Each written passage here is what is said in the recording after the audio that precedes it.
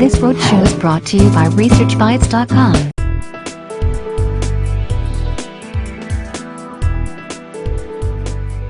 Good morning, ladies and gentlemen. I am Namita, your MC for the day. On behalf of Infosys, I would like to extend a very warm welcome to every one of you sitting in this room and welcome you all to the 2016 Analyst Meet. We thank you all for taking time out of your schedule and joining us for this event, especially for being able to start early on the day and traveling to Pune. We would also like to extend a very warm welcome to all the people who are not in this room but accessing this event via video webcast from our investor relations website.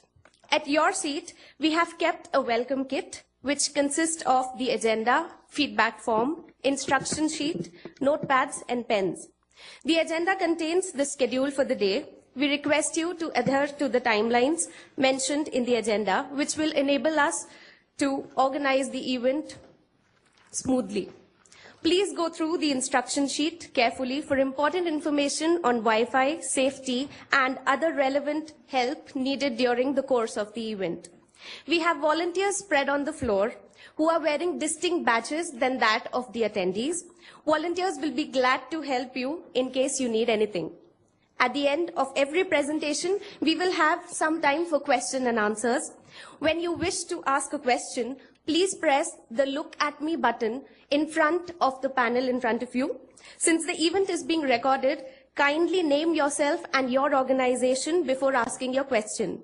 In case you're unable to ask a question during the presentation session, then we have another opportunity for you during the open house where our CEO, COO, CFO, and presidents will be interacting with you. We request you to keep your phones on silent mode. We also request you to use the two side doors at the back of the room to enter and exit while a session is in progress. This will prevent disturbance to the attendees and the presenter. The event is being recorded. The audio file of this event, various presentations, and transcripts will be put up on the investor website. I would like to remind you that anything that we say during the day which refers to our outlook for the future is a forward-looking statement which must be read in conjunction with the risk that the company faces. A full statement and explanation of these risks is available in our filings with the SEC, which can be found on www.sec.gov. Now, to kickstart this event, I would like to invite Ranga.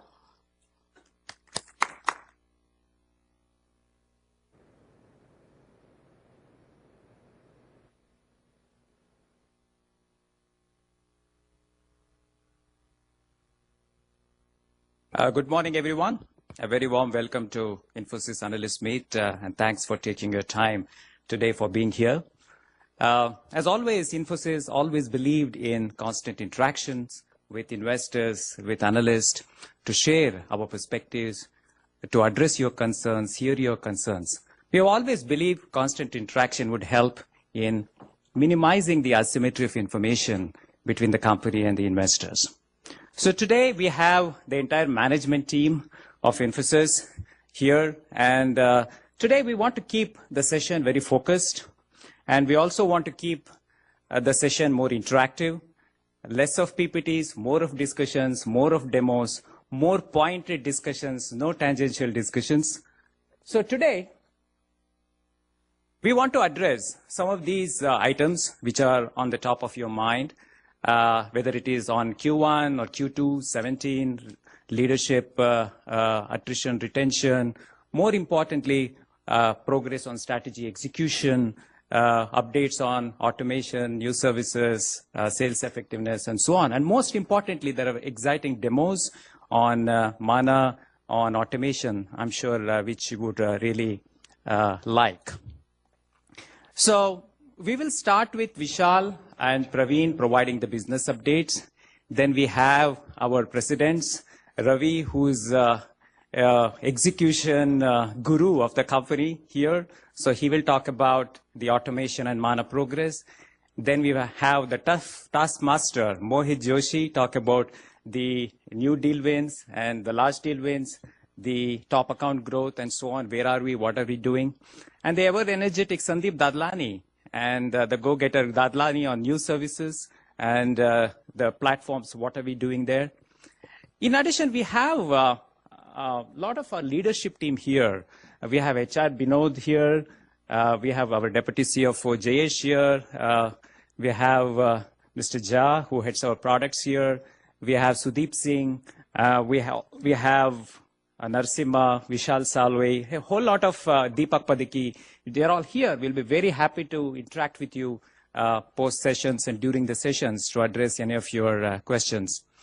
So what I'll do before I hand it over to Vishal is really to quickly take you a kind of a recap of Q1.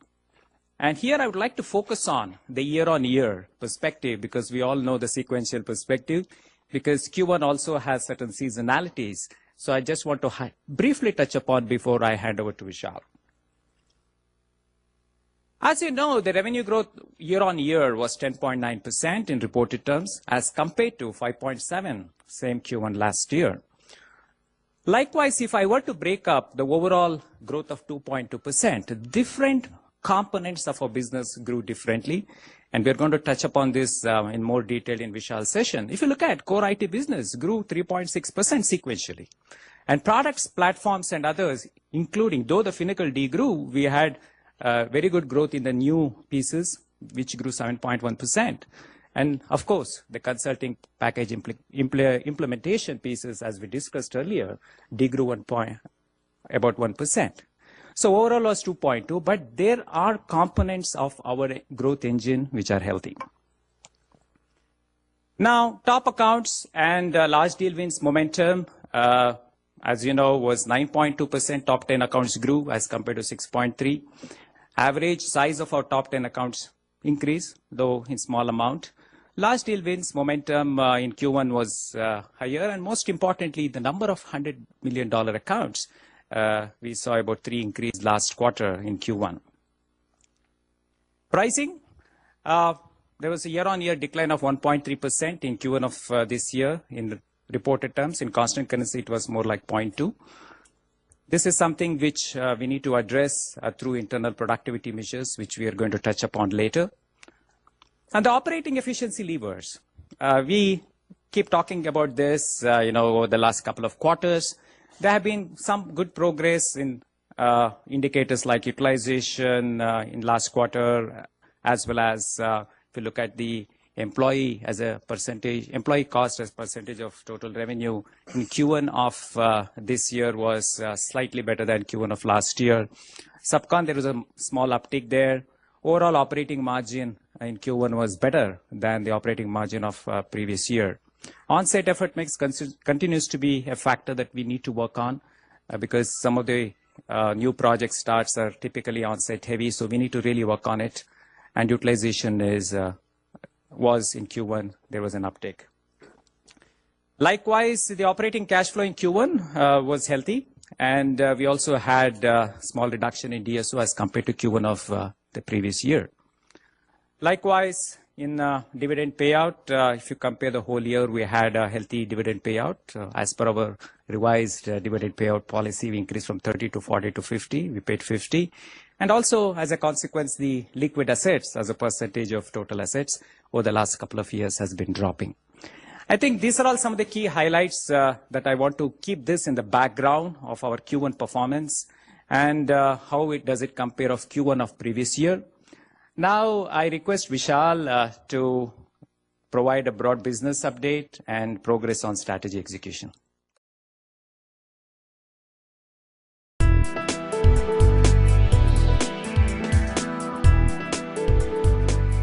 Good morning, everyone.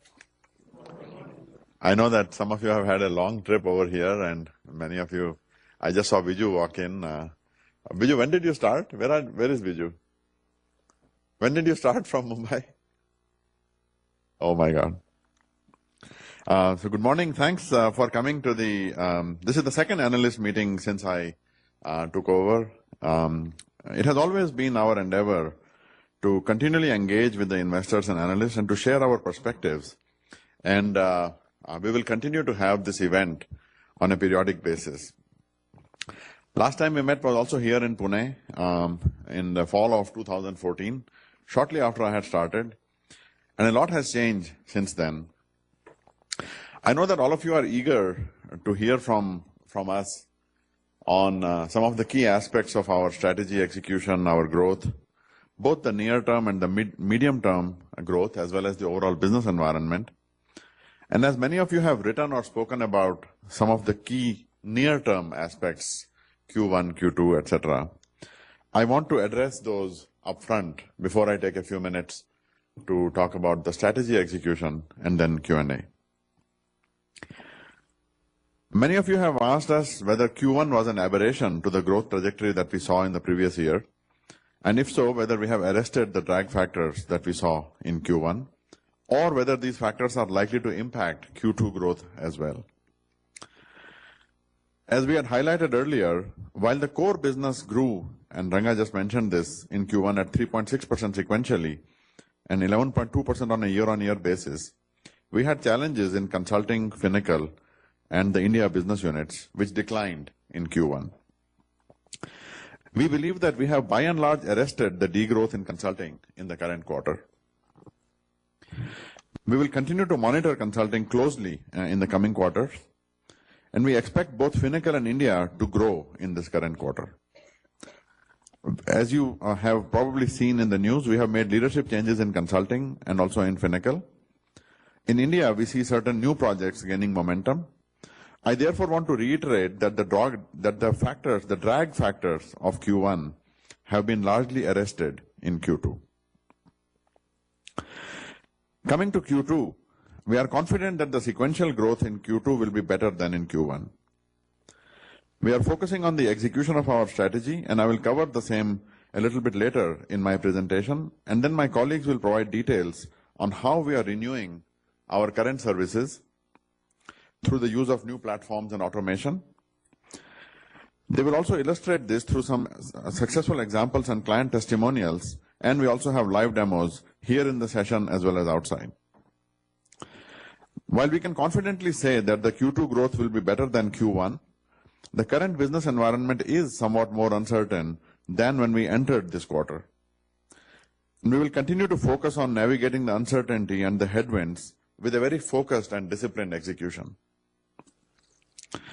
Coming to Q3 and Q4 and the outlook for fiscal 17, we believe that what we deliver in Q2 will be very important, and we are all very focused on ensuring this. As you will recall, when we guided the markets in July, we had clarified that it was too early to consider any uncertainties coming out of, for example, Brexit. We have seen early signs of cautious client behavior and the impact on our projects. Our recent announcement on RBS is one example like this. Likewise, in recent weeks, we have seen some of our competitors also reduce their revenue guidance, which is a reflection of prevailing business environment. Although Q2 growth looks better than Q1, we need to watch where it will close, and we still have 5 weeks of execution left in the quarter. Also, by October, we will have more time to assess to what extent we can offset the impact of the headwinds, such as RBS in Q3 and Q4, through other business opportunities and new services. At the same time, we have also seen more clarity on projects like the GST and recent large deal wins that we have had, which are now ramping up. Given these elements of uncertainties to our current guidance, we will be able to give more accurate picture on the guidance in October after we have finished executing Q2 and finished assessing Q3 and Q4. I am also aware that many of you believe that certain recent leadership attrition has resulted in stretching our executive leadership bandwidth. I have to candidly say that some of the exits were related to performance. We are expanding the bandwidth of our current presidents by creating smaller business units of $500 to $700 million, headed by our next line of leaders. This will help us in better market penetration and in client management. And we also believe that this will help our 3 presidents, as well as Rajesh, who we recently elevated to president, address longer-term strategic levers and accelerate the new services. I want to emphasize that while we have a strong leadership depth in the company, we are also infusing external talent, and we have made progress in attracting some key external talent to key leadership positions within the company. Before I move to other parts of my presentation, I would like to reiterate that the trajectory of the key parameters of our strategy execution, namely large deal wins, top account growth, operational efficiency, and software and new services growth, are all moving in the right direction. I also want to reiterate that we are committed to a very focused and disciplined execution in Q2 and beyond. And we want to take the opportunity of today's meeting to share with you the progress that we have made on our strategic initiatives.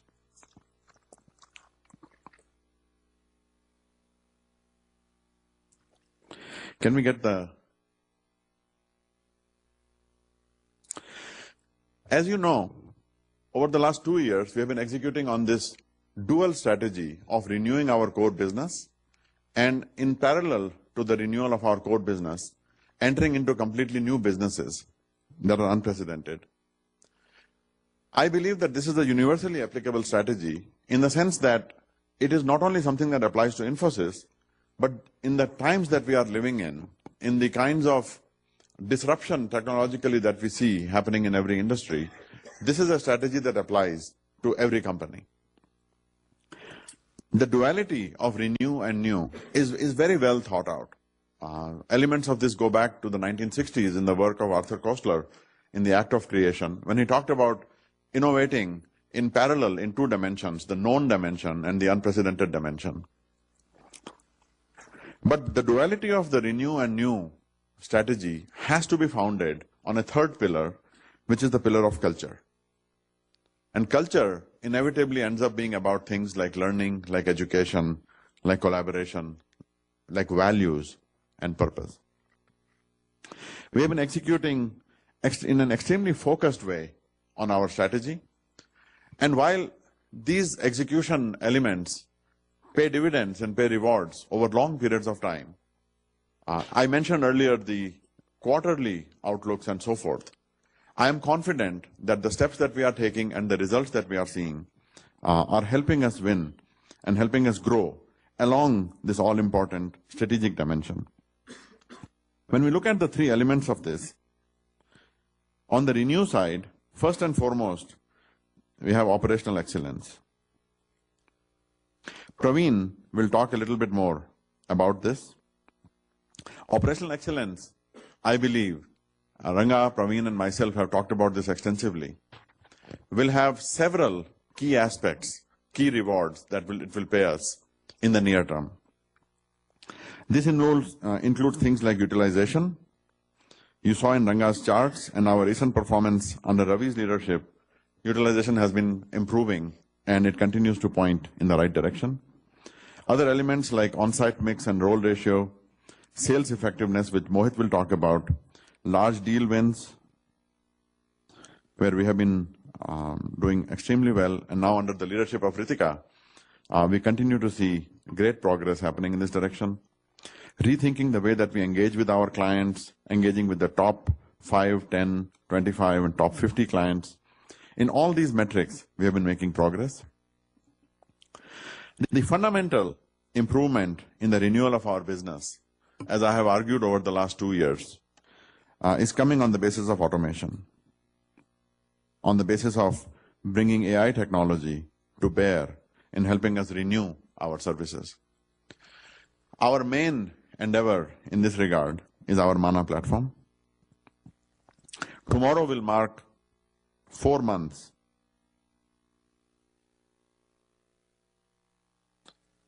This is, computers are still learning to read and write.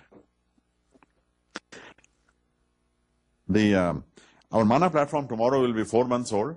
And I have to say, in these last 4 months, we already have the first 4 clients of Mana that are live in production. We have several dozen engagements already underway. And I'm extremely excited about the role that Mana is playing. And Sudhir, who just joined us after 10 years at Google, will talk more about this. What I'm excited about is the role that Mana is playing in both renewing our existing business and our existing services in the way that we approach new projects, new large deals, as well as our existing ongoing projects and large engagements, in transforming those, in improving our productivity, in enabling doing more with less for more, as Professor Mashelkar says, and improving our productivity. But equally exciting, and perhaps even more exciting, is the role that Mana plays in completely enabling new kinds of applications and in process renewals at our clients. So Mana is applying to both renewing and improving the productivity of our existing projects and service and deals, and new areas, process renewal, and completely new applications. So just to recap, I had operational excellence here, and I had automation.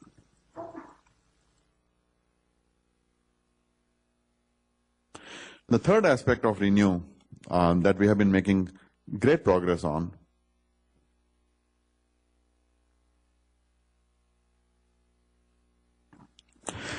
is the enablement of the landscape renewal of our clients.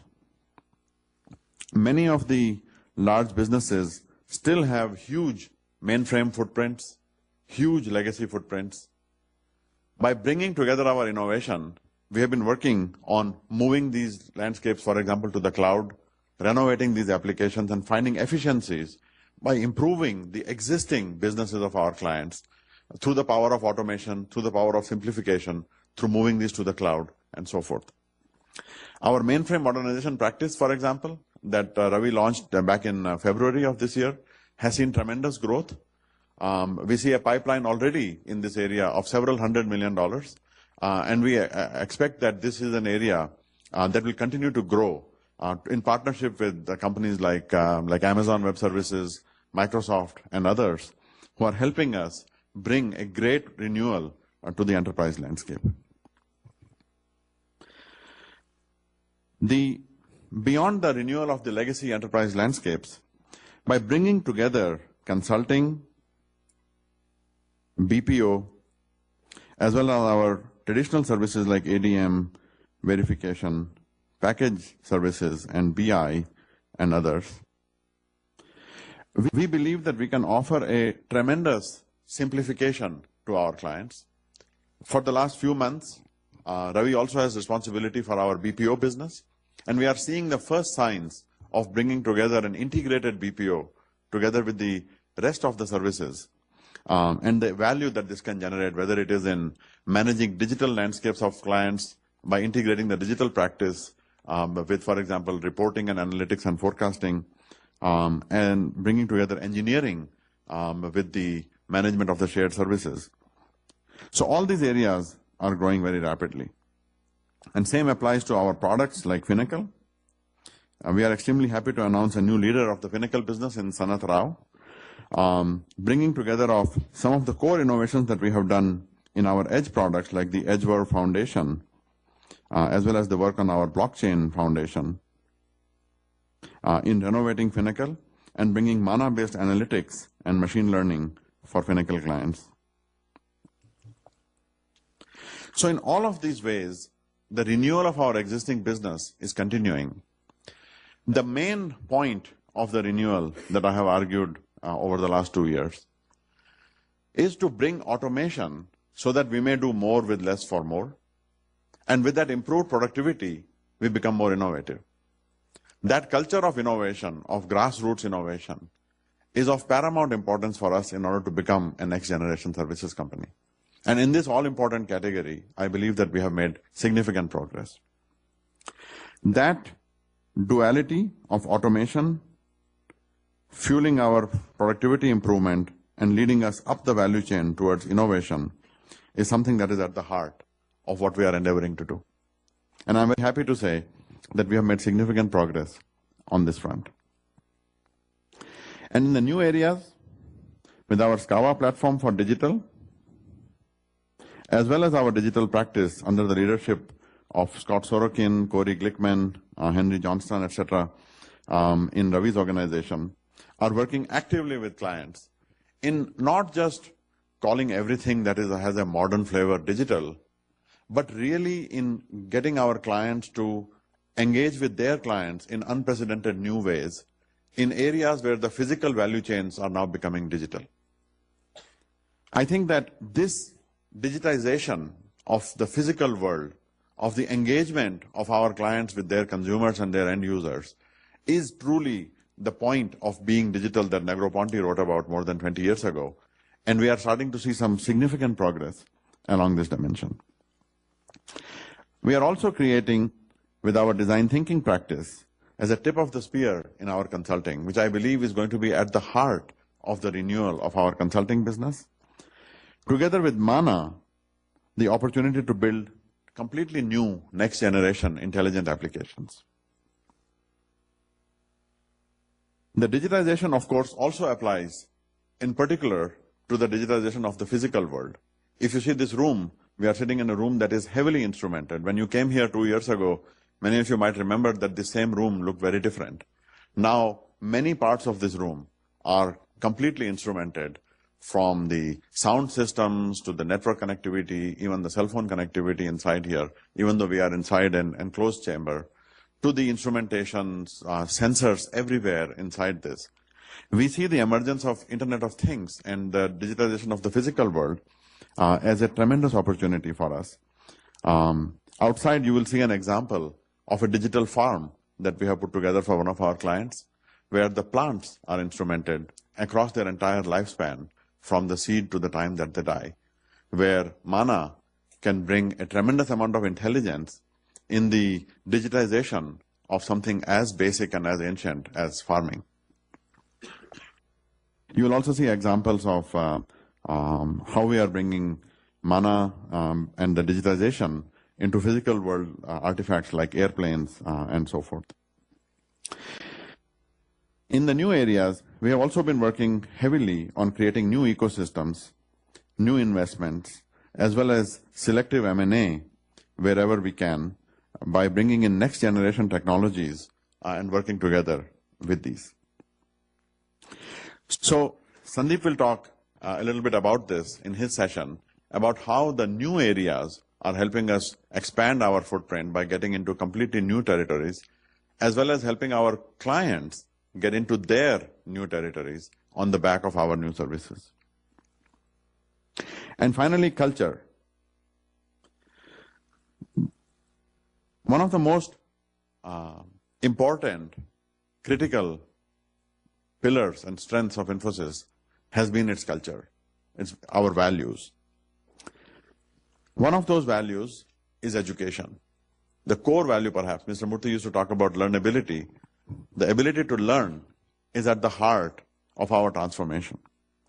When we look at the basic journey of the company along this upward trajectory, this upward spiral of bringing automation to improve our productivity and becoming innovative, education is at the heart of this trajectory.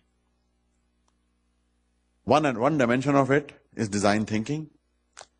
People often ask me, why are you so focused on design thinking? It is because we have a company of 200,000 people who are going to achieve this dual objective of, on the one hand, improving their own productivity with the power of automation, and on the other hand, bringing completely new kinds of innovation that they never did before. And that innovation is enabled by design thinking.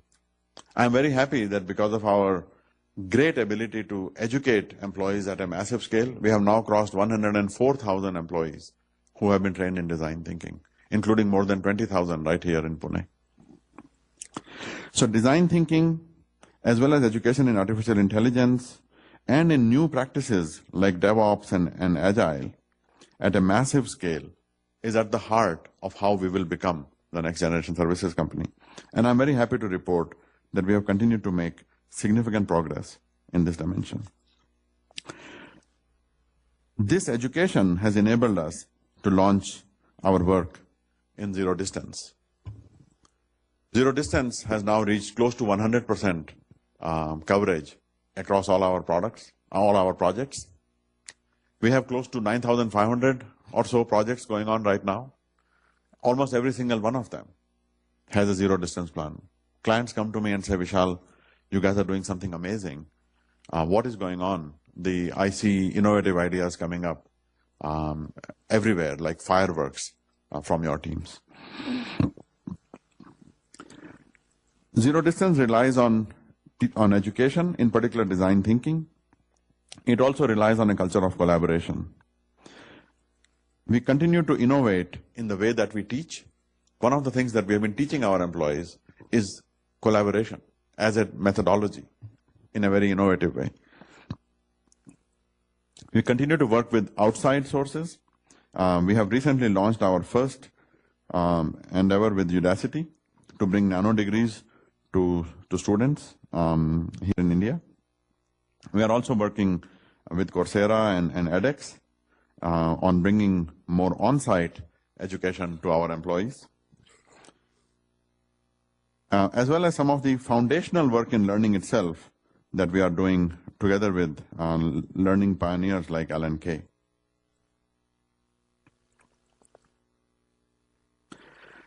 One area that we have been heavily focused on within collaboration is also bringing in new techniques for employees to work together across boundaries. We believe that the next evolution of the global delivery model is a virtual global delivery model, one where people sitting across physical boundaries can work together. Virtual reality, and we have several virtual reality demonstrations here as well, will play a great role in creating virtual rooms that can give the kind of an experience that we have right now. All of you had to travel here to be in the same room. But with virtual reality, we are getting close to the point where we will be able to create an experience of being together in a place like this, which is fundamental to a company like us for our future.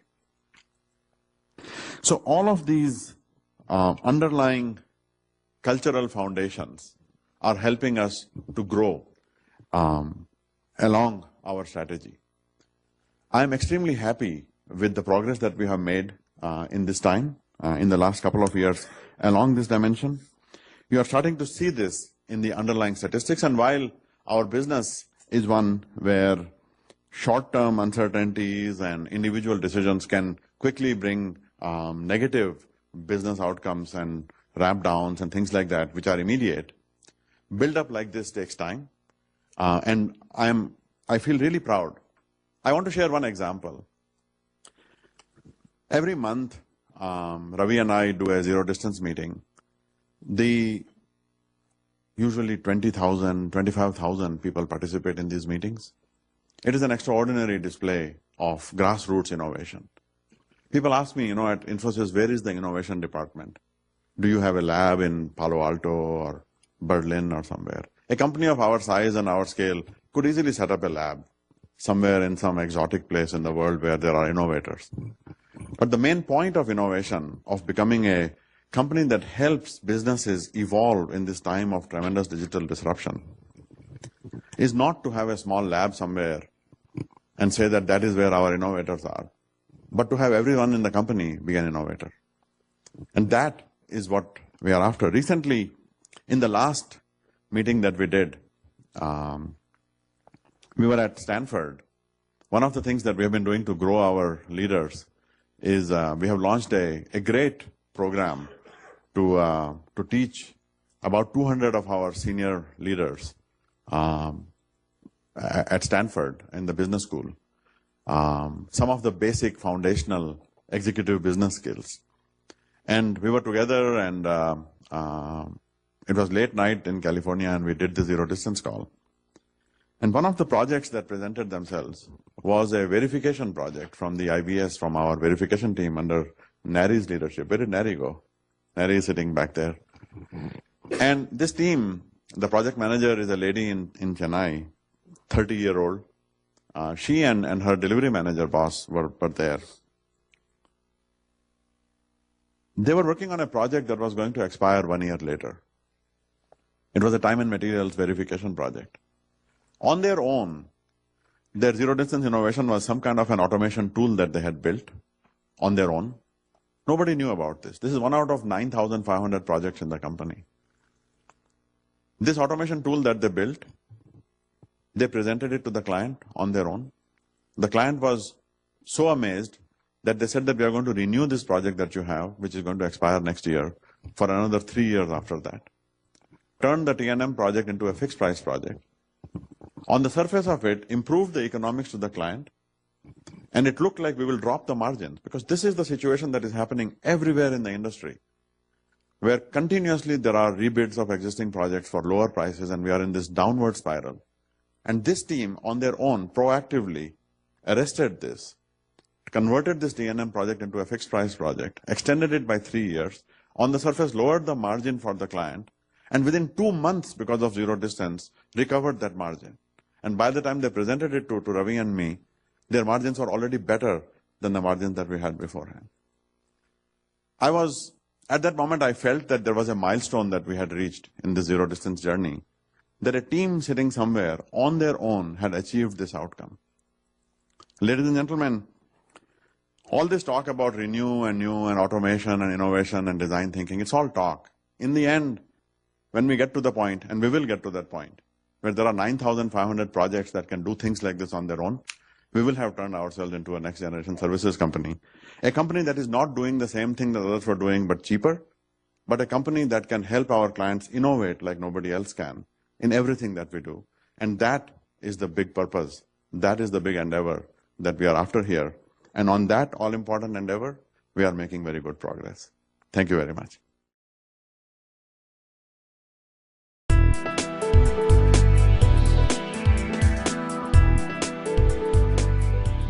Good morning. Warm welcome from me as well.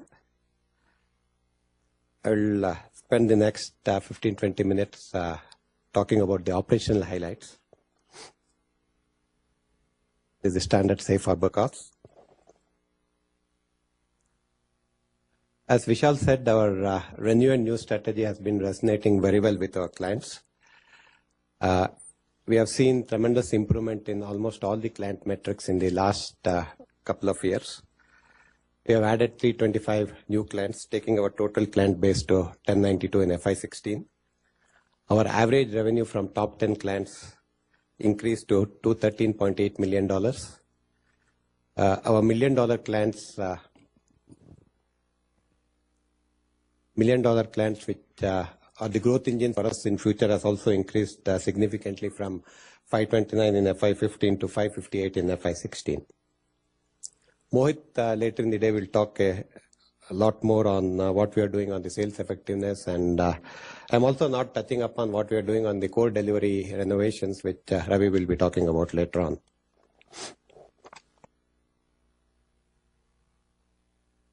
Over the last 2 years, we have been on a journey to make the employee experience at Infosys not only empowering but also delightful. We have undertaken many focused initiatives in this regards. We have revamped our entire performance management process. About a year back, we eased out the CRR, the bell curve based CRR process, and now our performance is much more on a continuous feedback basis, much more continuous engagement with employees, giving feedback on performance and development. We have also started looking at differentiating high performers in a much more unique way than we have done in the past. This year, during the compensation increase, the average increase of compensation for high performers was 2.2 times the average increase across the board. We have also recently relaunched our stock option program. We have issued stock options for 7,800 middle management people who are in JL7 and below. A significant percentage of them are at JL7, and we have a coverage of about 22%. These are all high performers in that group. We have also broad-based and extended coverage to some of the people at junior levels as well. We'll be extending this to senior management in the coming quarters. We have also looked at providing better career and growth opportunities for our people. We have created an online marketplace where all the open jobs within the system are available for employees to apply to. We are actively promoting more internal hiring and reducing dependence on external hiring and restricting it only to niche skills. This has been received very well by employees who now get a lot more opportunities for growth within the organization. We have also simplified process for movement of people across various groups. We have also engaging with the new digital workforce in many ways. We have right from our relaxed dress code to BYOD to open internet and other things, many things we have done. keeping in times, tune with the current times. Talent development is obviously top in our development agenda. So there are a lot of interventions both at individual level and at project teams level.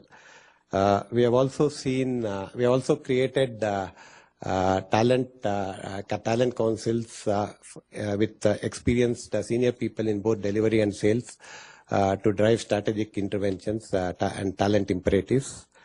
We are also engaging with people in many different ways.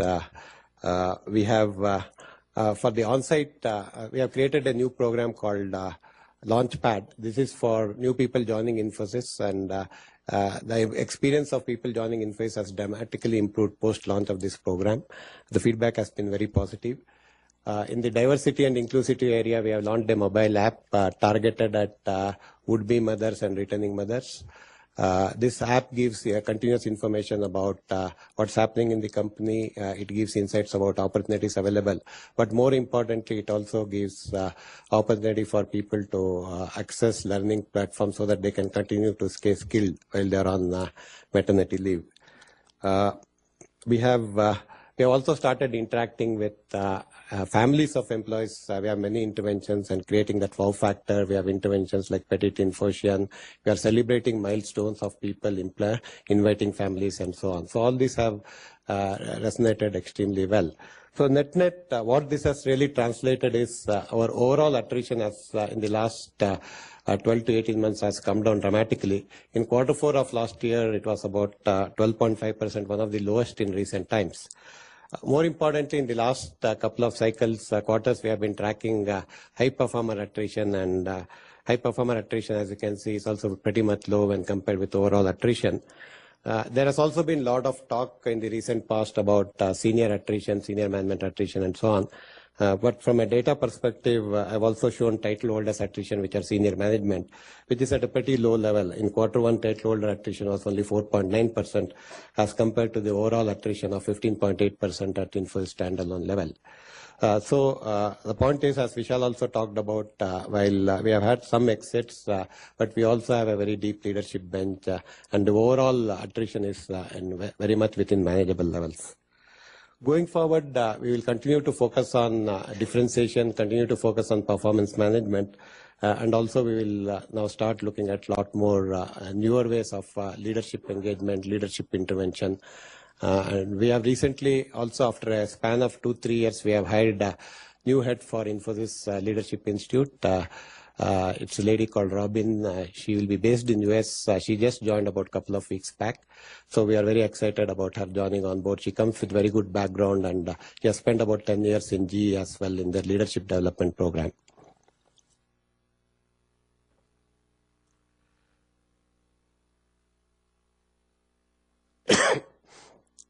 We always take tremendous pride in terms of our education and learning.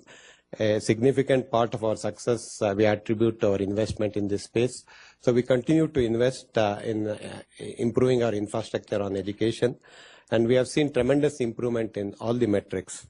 In last year, we saw the percentage of employee reskilled improve to 69%. This reskilling is in newer areas. Some of it is due to employees' own aspirations. Many of them are reskilling for newer technologies. Some of them are also because of recommendations from the managers.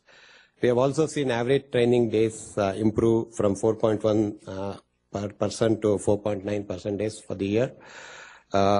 We have done multiple things. Our foundation program, the initial program with freshers when they join Infosys, they spend about 5 months in Mysore going through this program. We have revamped this program significantly in the last 12-18 months. We have introduced new methodologies, new techniques, new tools, and so on. And one of the interesting things we have done is we are now training people simultaneously on 3 programs. That's what we call as power of 3. The idea is we believe that by doing this, people's grasp of the fundamentals will be much stronger, and they will also become much more versatile. So this is something which we have started in a couple of quarters, and we are very excited about this. We have our own Infosys learning platform, which we have developed in-house. So this is a lightweight learning management system, which has functionalities like collaboration, integrated hands-on, auto verification, and all these have resulted in significant increase in the learning effectiveness.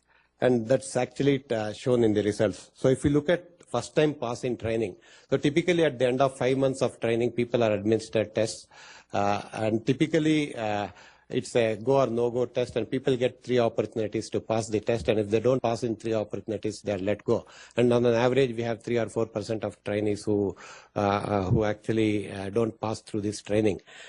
So the first time pass percentage after we made all these changes in our training methodology has improved from 45% to 65%.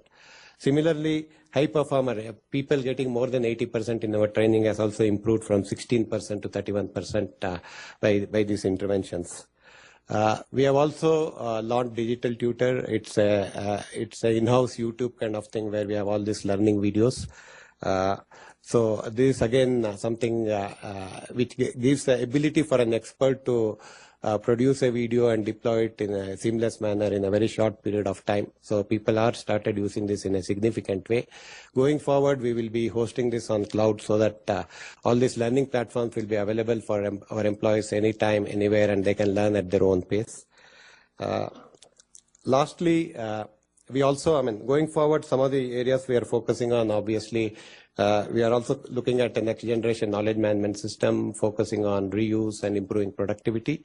And apart from, and Vishal also talked about it, apart from our own in-house training, we are also complementing it with external training through edX and particularly in newer areas like Coursera and so on.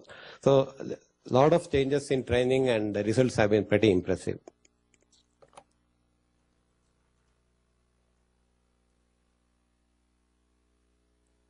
On the quality front, our quality programs are focused on improving our productivity and driving high maturity levels in our projects. In FY16, about 75% of our projects were judged at the highest level of maturity, with CMM level 5. We have had several interventions over the course of the year in terms of improving our productivity through usage of tools, through reuse, through platforms, and more importantly, bringing this as part of the developers' IDE platform so that they are able to use some of these tools in a very efficient way and improve productivity. We have seen aggressive adoption of Agile and DevOps programs.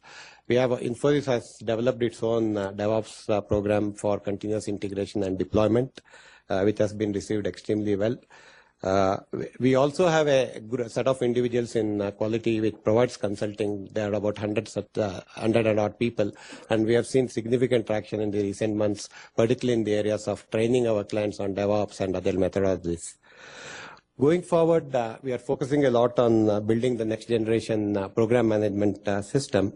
The idea is for any project manager, when he starts a project, based on the past experience, based on the nature of the project, idea is to recommend tools, recommend process, recommend methodologies, showcase what are the typical risks that one can anticipate during the execution of the project of that kind. The kind of projects, similar projects you have executed in the past, the people who have worked on those projects, all these insights will be available to the project manager. Project manager will also have tools for modeling and predicting outcomes, and then making trade-offs between number of people versus timeline and so on. So the whole idea is today, project management system is largely a data entry system, but the idea is to transform it into something much more meaningful, something much more insightful, which will provide insights and also give information to the project manager on an ongoing basis. Lastly, over the years, as we have scaled and as we have grown, many of our systems and processes have become very complex and very convoluted. This has caused a lot of frustration amongst people. So over the last 18 months, we have been on a journey to re-engineer, reimagine each of our core process, re-engineer them using design thinking principles, simplifying it, making them much more efficient, reducing cycle time, improving the employee experience, integrating various systems, and so on. And in the last 3-4 quarters, we have seen significant benefits, results from this. For instance, in our OTR systems, we have seen about 45% improvement in simplified order creation and deal pricing. Or in the procurement process, in the areas of vendor empowerment, we have seen about 20% improvement in cycle times. We have also, on the IT side, we have provided, as I said earlier, we have had BYOD for our employees. We have enabled open internet for everyone in the company. We have mobile enabled about 20 and odd critical applications, so people can access these applications anywhere, anytime on their own devices. We have invested a lot in communication and collaboration tools. We have adopted Yammer as a collaboration tool. We are now providing, each of the employees now have access to video conference, audio conferencing, and chat facilities on their workstation with which they can interact with both clients and their peers. And we have also invested in technology which helps you provide better experience when you are working from home and in a much more secure manner. So there are many changes on the IT side as well we have done to enable and improve employee experience in a big way. Going forward, so far the effort in the last 12-18 months has been looking at each function, each department, identifying the key critical business metrics and improving them, making them best in class. Going forward, the process will be, we are looking at some cross-functional processes, again looking at outcomes, looking at metrics and seeing how to make those cross-functional processes best in class. We have identified about 5 or 6 critical cross-functional processes across the system, some things like next global mobility, OTR, procure to pay, and so on. Lastly, recently, early this year, we also launched a program called Optimize. This is a program where we have requested employees to share ideas and thoughts on how we can reduce wastage, reduce cost, eliminate cost, and improve productivity. We have so far received about 3,200 ideas and suggestions. We have shortlisted about 250 ideas for implementation using the DFV, the desirability, feasibility, and viability principles. About 27 such ideas have already been implemented. So net, I think in the last 12-18 months, we have seen significant improvement in processes. Our whole idea has been to make sure we are simplifying the processes, we are improving the experience of employees so that we are reducing the cycle times, we are making employees focus much more on their core areas and rather than getting bogged down with systems. There is a lot more emphasis on performance management, a lot more emphasis on people enablement. As we have seen earlier, we have also revamped our training in a significant way, using latest tools, techniques, and methodologies. So obviously, significant progress has been done, but this is again a work in progress, and we expect to see much more benefits in the coming months. Thank you.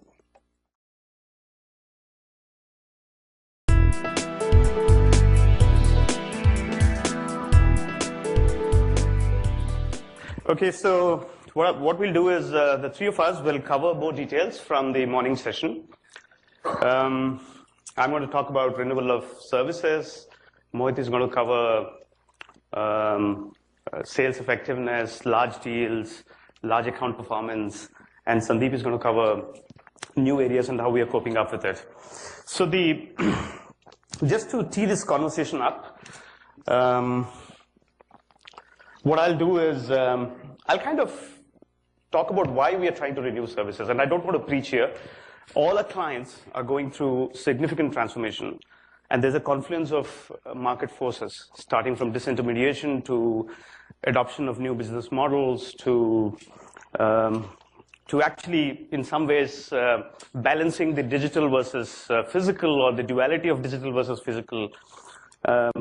Very low entry barriers, and in some ways, very untraditional competitors. So what they're going through this time is unprecedented. Technology is in the core of this transformation which is happening.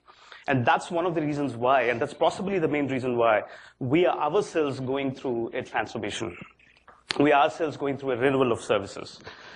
In a way, actually Vishal spoke about applying the new and renew framework. They didn't let me go to the restroom. Okay. Come back soon. So Vishal spoke about the new and renew framework, which we apply to our clients. We applied it to ourselves. And that's been our basis of the renewal. And we've actually based the renewal of services on 3 broad principles, or 3 broad towers, if I may.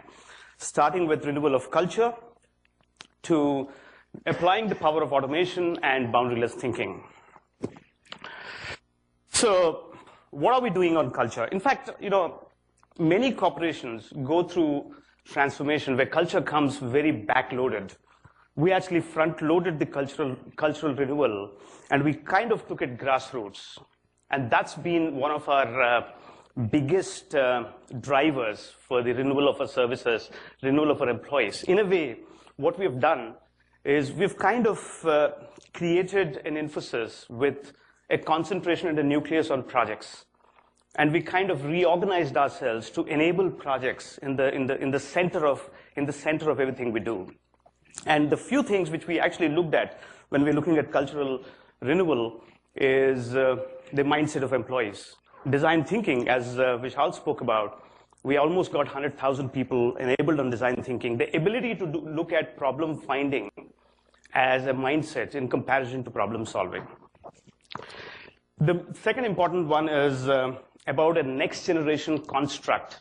Over the years, we built layers of leadership between projects.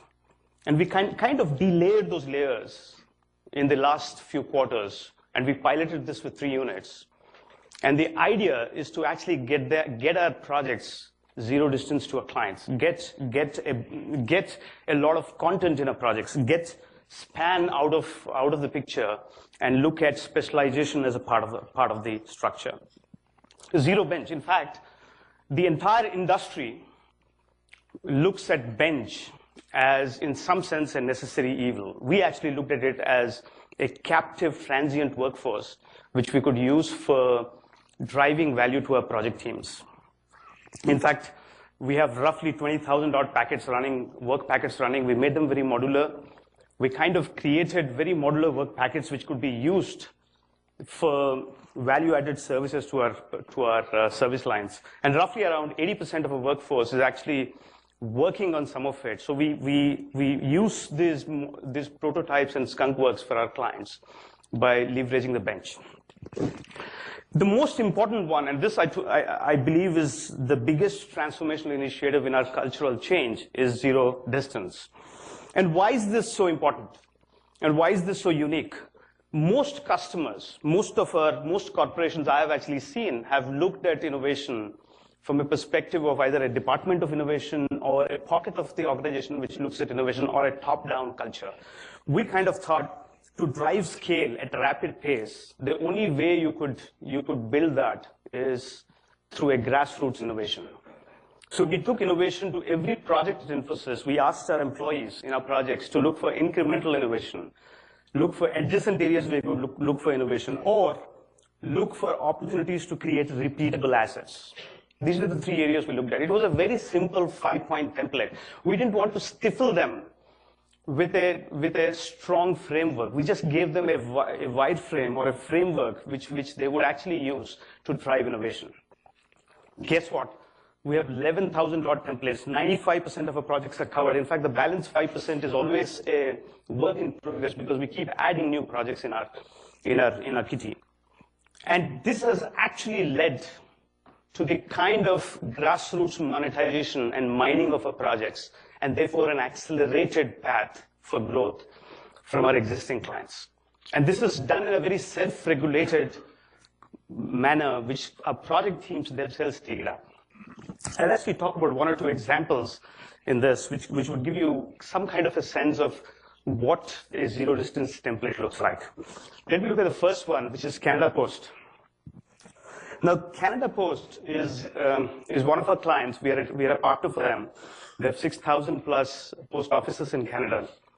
They do delivery of 13 million packets in a day. And they're transforming themselves from a company which actually delivers letters to delivering parcels. So they've started competing with all the courier companies. They didn't give us a spec to be a part of the transformation. They just got us in as a partner to work on systems and a set of projects for them. Our project teams, what they did was they started going through this journey of transformation along with the clients, and some of them actually came back with the idea of optimizing their routes which their vans in the field actually take up. So they used the asset which we used otherwise for another client, and we kind of created a repeatable asset out of it. It was a supply chain optimization tool. We decontextualized that in context of Canada Post. And our teams actually built a prototype using the zero bench. So I spoke about zero bench. So a lot of the prototypes of zero bench actually come from zero distance. So 30% of our zero distance templates are actually built by zero bench people, which are people who are actually on bench, and they're building these prototypes for innovative work, which could be either incremental or adjacent, or it could create a repeatable asset for us. And guess what? We actually delivered parcels per hour. We improved that percentage by 88%. Now, this by itself is not just about customer satisfaction. We actually won incremental projects based on the work we did. And we actually used a bench to actually build those prototypes. Many such examples. In the retail space, I know a bunch of clients, I know a bunch of employees who are working with our clients on point of sale data and building analytics on top of it. I know another project where for a product launch, our teams actually built analytics on an open source platform. For a bank, for a new account opening, one of our teams actually suggested that the entire photo validation process for credit cards or debit cards could actually be done online, real time, and therefore shrink the process for account planning. So a whole bunch of ideas, and these are almost 11,000 of them. 30 to 35% of them are already being discussed with clients, and 30 to 35% of them are prototypes. So this is a massive disruptive movement, and it's viral in the company. And that's the cultural renewal I'm talking about. The second pillar on which the renewal of our services is built on is the power of automation. Now, this cuts across every service line we do. And somebody in the morning session was talking about, everybody talks about automation, and what's the thing Infosys is unique about in automation. My personal view is everybody looks at automation from a perspective of productivity, from a perspective of looking at it. It's a very myopic view of automation. What we did, we kind of completely transcended the productivity game, and that's what we focused on task automation. We kind of transcended that to process transformation. And that, I believe, is the power of automation. Process transformation, where you could actually change and disrupt business processes in a way that you could either do straight-through processing, you could cut across and unshackle all the bottlenecks in an end-to-end process, or you could actually build very effective digitized business processes which are automated and innovated for the future. That's the automation we are talking about. How did we apply it to ourselves? We looked at all our fixed price projects, and there was a lot of instrumentation which happened in our project teams. Some of it actually from the zero distance initiative as well. In fact, 25% of our zero distance templates are on automation. So we had a lot of instrumentation, a lot of tools built grounds up. And all of them, the endeavor was not just to look at productivity, but look at business process. So we looked at fixed price projects, we applied it to ourselves, and in many ways, we derived value out of it. Almost last year, we announced 3,200 people which we released out of our projects because of automation. Last quarter, we did 2,000. So we just accelerated that process. We increased the universe of automation in many ways. Most people talk about automation from an L1 and an L2 perspective. L1 and L2 is repetitive tasks. We actually expanded that to judgmental tasks. We expanded that to a set of activities which needs the application of the mind. And we expanded that universe. So no longer we're talking about fixed price maintenance projects. We're talking about fixed price maintenance projects, non-maintenance projects, developmental projects expanded. We expanded that universe. Now we are going and looking at time and material projects, which could be converted, and we share the gains with our clients. The one aspect we did in the last 4 quarters is releasing people from offshore. We are now looking at, as a futuristic direction, releasing people from our on-site locations, going up the chain, increasing per capita. That will be the qualitative color of automation which we are going to look for in the future. That's the automation we are looking for. Now, what does this mean? As we went through this journey, we looked at three major components. Most people look for automation. Most of our competitors talk about automation from the perspective of AI and machine learning. Our belief is automation is far more holistic. We're looking at AI and machine learning and the entire traditional piece as one pillar. The second pillar is knowledge. How to use knowledge of the past, create ontology of knowledge, and actually derive learning which could actually make the human intervention disconnected. So we kind of looked at that piece as the second pillar. And the third is insights. All three, in a standalone basis, existed for us. We built the instrumentation on it. We integrated them into a platform. The interesting thing about building software and platforms is it kind of teaches you how to make money by shrinking the prices. And therefore, our belief is don't go and oppose commoditization, embrace commoditization by doing this. That's what we kind of told our teams. So this now has turned up to be a massive integrated platform called Mana, which we are not only using it for ourselves, but actually commercializing it. And you're going to hear a lot from Sandeep and Sudhir in the subsequent session, so I don't want to hijack that conversation. And that's the second pillar we're talking about. The third one, which I can speak about, is boundaryless thinking. In the last few quarters, as we started renewing our service lines, we realized that the service lines is our world. Customers don't look at it from a service line perspective. They look at it from a perspective of how you could actually add value. So we kind of blurred the lines of our service lines. And some of the examples here, straight-through processing I spoke about, L1, L2, L3 is the world of system integrators like us. From a customer or a consumer of technology, you don't look at L1, L2, L3. You have a problem you need to fix. So we kind of blurred those lines. That's what boundaryless thinking is about. BPO services. Most customers today don't come and say, lift and shift a business process.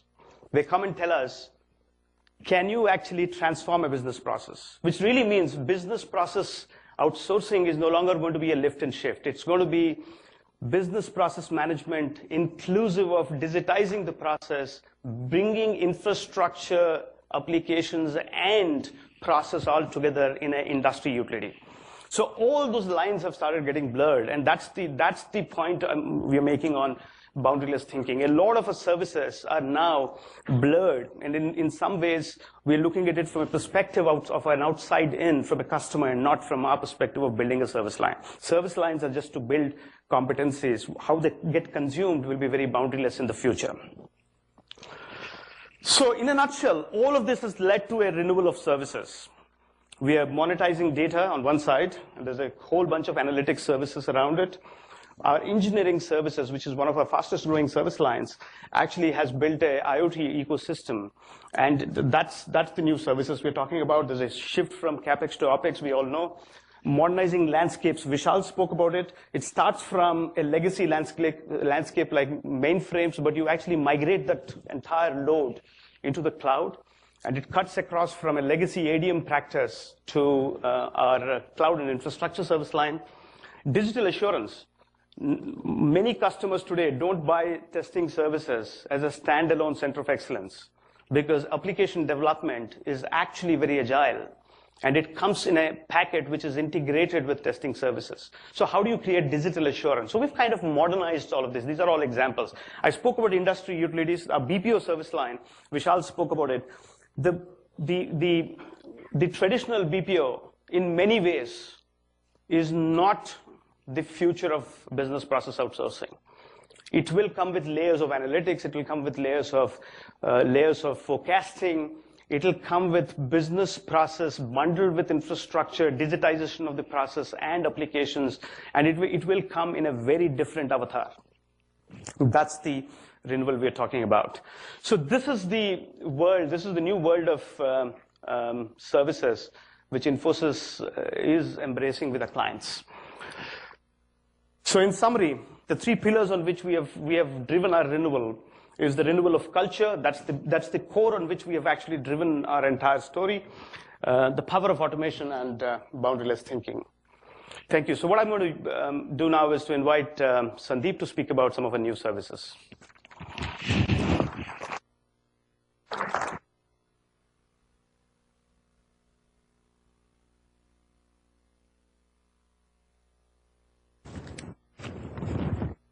Good afternoon. Try one more time. Good afternoon. Thank you again. I'm going to talk about how Infosys is doing something after they change my mic. Thank you. So I'm going to talk about new services. In Q1, our new offerings grew at more than 40% sequentially quarter on quarter. How wonderful would it be if new services became a majority part of Infosys business? Well, that is one of our responsibilities here. I'm going to share 3 or 4 very simple to understand client stories that you will all identify with as consumers, as customers.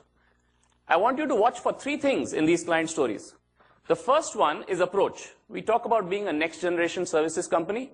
Well, how did we approach those situations as a next generation services company versus a traditional company that you may be familiar with, a competitor or wannabe?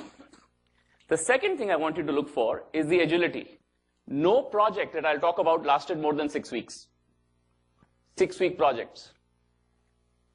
And how much money did they make? We'll discuss that, but only 6-week projects. So the agility part of it. The third thing I want you to watch for is the same Infosys consultant who goes in for a traditional project, when he or she goes in for a new services project, how powerful she becomes amplified with Infosys software. So the approach, the agility, and the amplification. These 3 things. Let's start with the first project. Safe harbor. EMEA is a company that runs the world's best loyalty programs. So if you go to the UK, half of the households in UK have a Nectar card.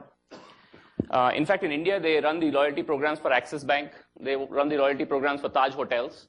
So the board of EMEA approached us and said, we want to take part in India's e-commerce revolution. How can we get a piece of this action? $20 billion being spent on e-commerce in India, Flipkart, Amazon, Snapdeal, all of you shop on these websites. How do we get a piece of that action? What kind of business plan should we make? So we got all of them to Bangalore, set up a 3-day design thinking workshop, invited all the local startups, e-commerce companies, even consumers who shop. They wanted to get 25 to 30-year-old consumers who are upwardly mobile who shop.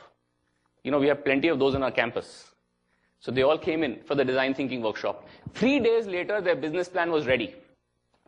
This is how we will penetrate India. We will create an aggregate loyalty site, nectar.in, and we will have consumers come in here to shop across 30 million SKUs.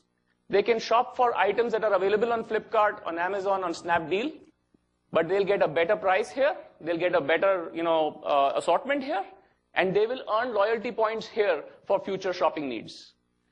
And the platform they chose, and I'm very proud about this, was Scava. Scava is an acquisition that Infosys did. In fact, Ritika and I had led this due diligence in April 2015. It is one of our most successful acquisitions. Somebody had asked a question about acquisitions. Scava gave a e-commerce experience that is extremely superior. Now let me bring that to life. When you go to a shopping site and click, and let's say you want to buy men's shirts, dress shirts, you have categories like that, right? On this website, and you can access it right now, you can go to nectar.in and search for whatever you're looking for. This is the fastest search engine in the world, the best search engine in the world. And if you look for a category like, I am looking for a particular type of dress shirt, the drop-down categories will adjust dynamically. It's a responsive website. It also adjusts to any form factor that you personally are looking at. It's a superior e-commerce experience enabled by Scava. EMEA launched this website and has been driving up many consumers in India in the last few months. But this is not all that Scava does. This is just one illustration. I'd like to play a video on Scava to bring to life other things that Scava does along with us. Please watch. Scava is a modern digital platform that makes it easy to create great experiences across all devices and form factors. We power next-generation commerce experiences across leading brands around the globe.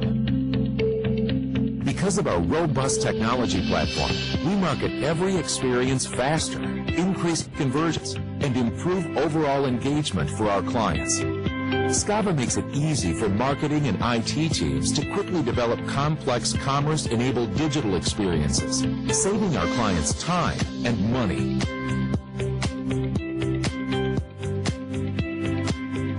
With Scava Studio, it takes just a few clicks on an intuitive drag-and-drop interface to update a site or app. Scava Studio is fully customizable. Marketing teams can create a number of pages and sites, select any layout from the library, and customize the layouts page. Scava Studio comes with ready-to-use authoring widgets and templates to easily and quickly build full e-commerce websites and native apps for desktop, mobile, and in-store. Engineering teams have the ability to create their own widgets and templates and reuse them on any website or app. Marketers have the power to simply update content, save, schedule, and publish their changes in real time. From marketing landing pages to digital catalogs and in-store displays, Scava Studio empowers retailers to manage a full range of digital experiences to quickly deliver relevant shopping experiences to their customers. Because of our technology, Scava is recognized as an industry leader. As part of the Infosys family, Scava is expanding its reach globally and expanding into new verticals. Scava continues to thrill and exceed the demands of its customers.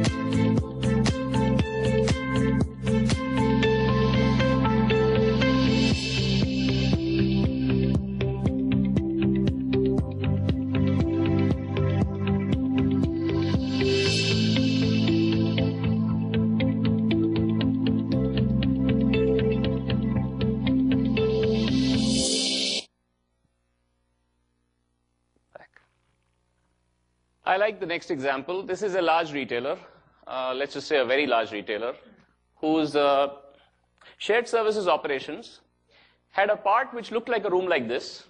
There were 75 people in the room, and all that the 75 people did was take supplier calls. This retailer has 17,000 suppliers, each one calling saying, "You paid me short than what I invoiced you." And those 75 individuals in that room used to open up the invoicing system, open up the purchase order system, open up the shipping details, and just validate whether they had paid right. And then they would say on the phone, "Sir, you're right, I paid you short, now let me print a credit memo and give it to you." Each transaction like that took more than 4 minutes. And this retailer called us in saying, "Can you do something?" Now, a traditional services firm would use traditional business process outsourcing. I can do this cheaper from India, from China. I can use an on-site offshore. That's the traditional way of doing it. Infosys walked in powered by a platform, a software called Assist Edge. Assist Edge, in 6 weeks, transformed that room into 25 people, first of all. So there was 50 people less. And the same job was getting done. So the rest of the job was not offshored, it was eliminated. So if ever you thought about the first arbitrage being offshoring, well, this is the second arbitrage, a much bigger arbitrage, eliminating the work completely. Assist Edge configured all that repetitive work. It was not cognitive, or as Vishal said, not mental. It was repetitive. It was absolutely codable, and Assist Edge configured it in weeks. In 6 weeks, the client dropped costs by 60–70%. But that's not the point. It wasn't the cost part. The more important part was the average handling time for each case came down to 1 minute. The backlog of suppliers calling them dramatically went down, and the processing capacity of that shared services center went up. This is the power of Assist Edge. Let me share one more short story on Assist Edge. Vodafone in New Zealand. How many of you would like to hear a down under accent from New Zealand? Can you understand the New Zealand accent? Yes, no? Yes. You should try it.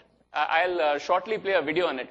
Vodafone New Zealand has 2 million subscribers doing the broadband, mobile, fixed line, etc.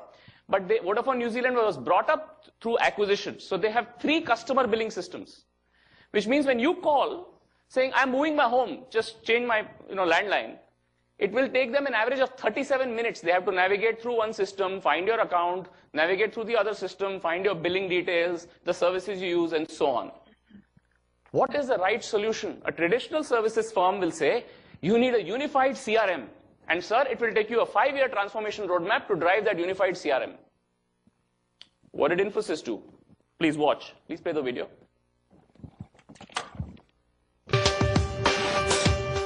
Vodafone New Zealand's goal is to be the most respected communications company in New Zealand. We were largely a mobile company with some fixed customers. We purchased a very large fixed company. We realised very, very quickly that our customers didn't care about the fact that we had multiple CRM systems and multiple billing systems and different processes, and they just knew that they were a customer of Vodafone. When we found the Assist Edge product and we looked at the challenges that we had on multiple systems, we sort of had a eureka moment. Where what we did with the Assist Edge product, it allowed us to actually do things completely different and actually start redesigning processes in a way that linked into those legacy systems but made it really easy for us to change process fast and deliver better outcomes. Assist Edge, in just under a year, it has united 3 disparate IT stacks into one, which has meant that now a single customer care representative can answer queries on a range of products in a consistent and meaningful way. They can speed out the rollout of new services to customers.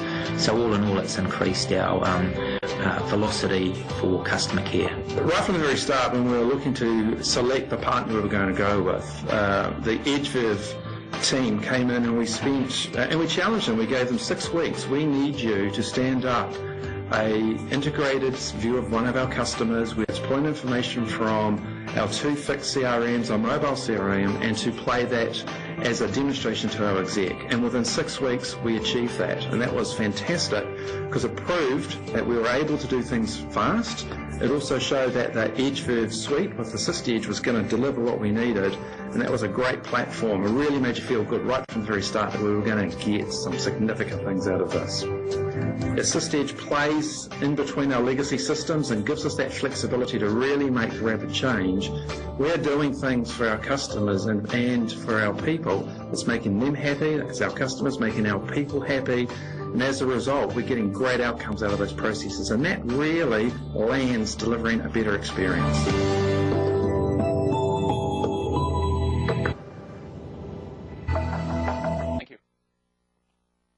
My next and last story is on Mana, something very exciting for us. This is an American large industrial conglomerate. They manufacture batteries, HVAC systems, electronics, and so on. They have 170,000 employees, so there's a large company, over 1,300 locations.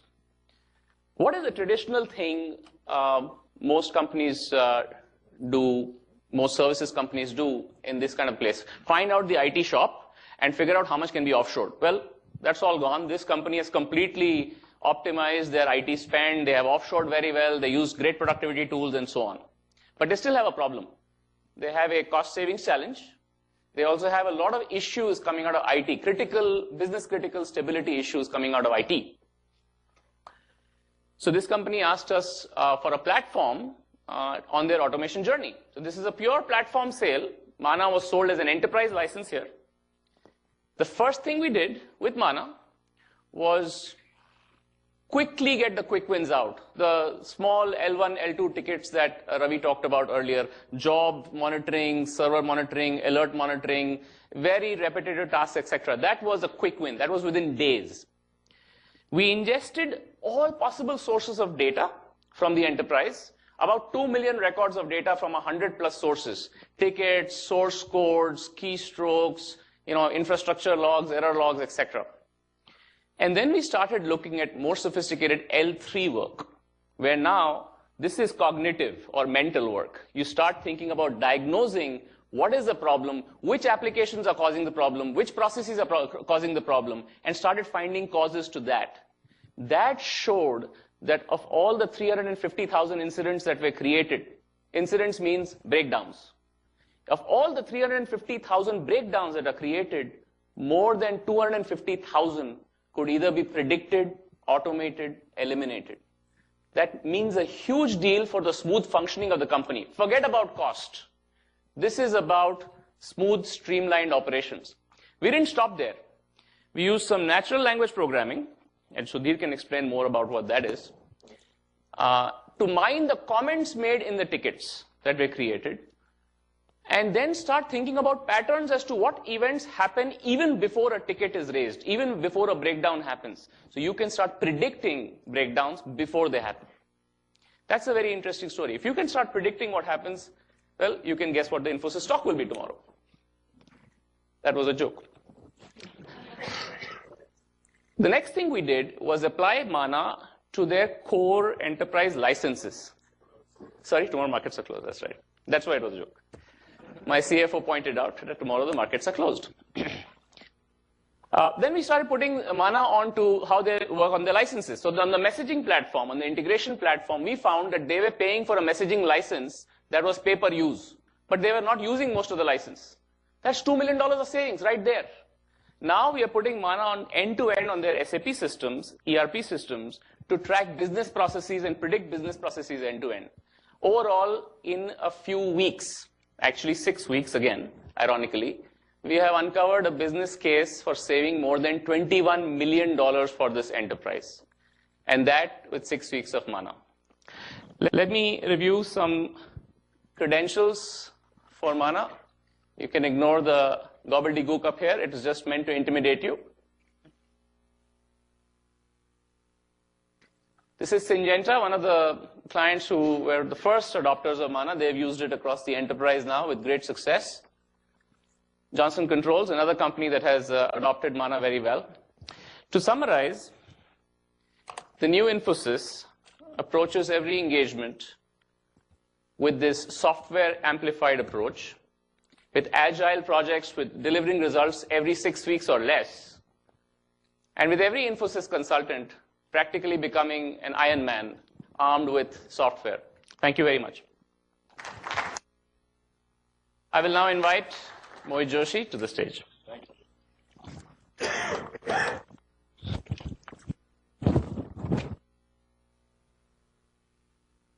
Thank you, Sandeep.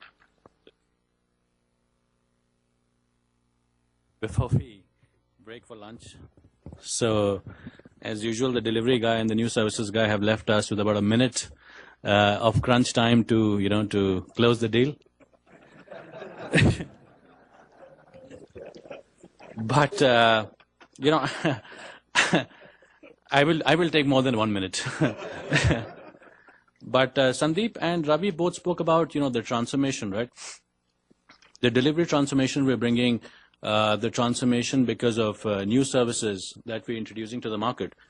And all of this, if you look at the size of our organization, right, if you look at the complexity, we have about 1,100 clients. We have over 1,500 salespeople across the group. So what this really means is that we have to, keep reinventing the sales organization. We have to keep driving a level of change. Just to make sure that we can keep our competitive edge in the marketplace. And obviously, Vishal spoke about the 52 initiatives we have as a company. And a number of these initiatives relate to sales, right? But today I just want to focus on, on 3 or 4 areas where we are looking to drive change, where we are looking to drive differentiation. And the first of these, right? The first of these is one that was discussed a little bit earlier as well, which is around large deals, right? So if we look at large deals, and if you followed our commentary and you followed the numbers that we have been sharing, the overall story on large deals is very good, right? In terms of the win rates, in terms of the overall TCV.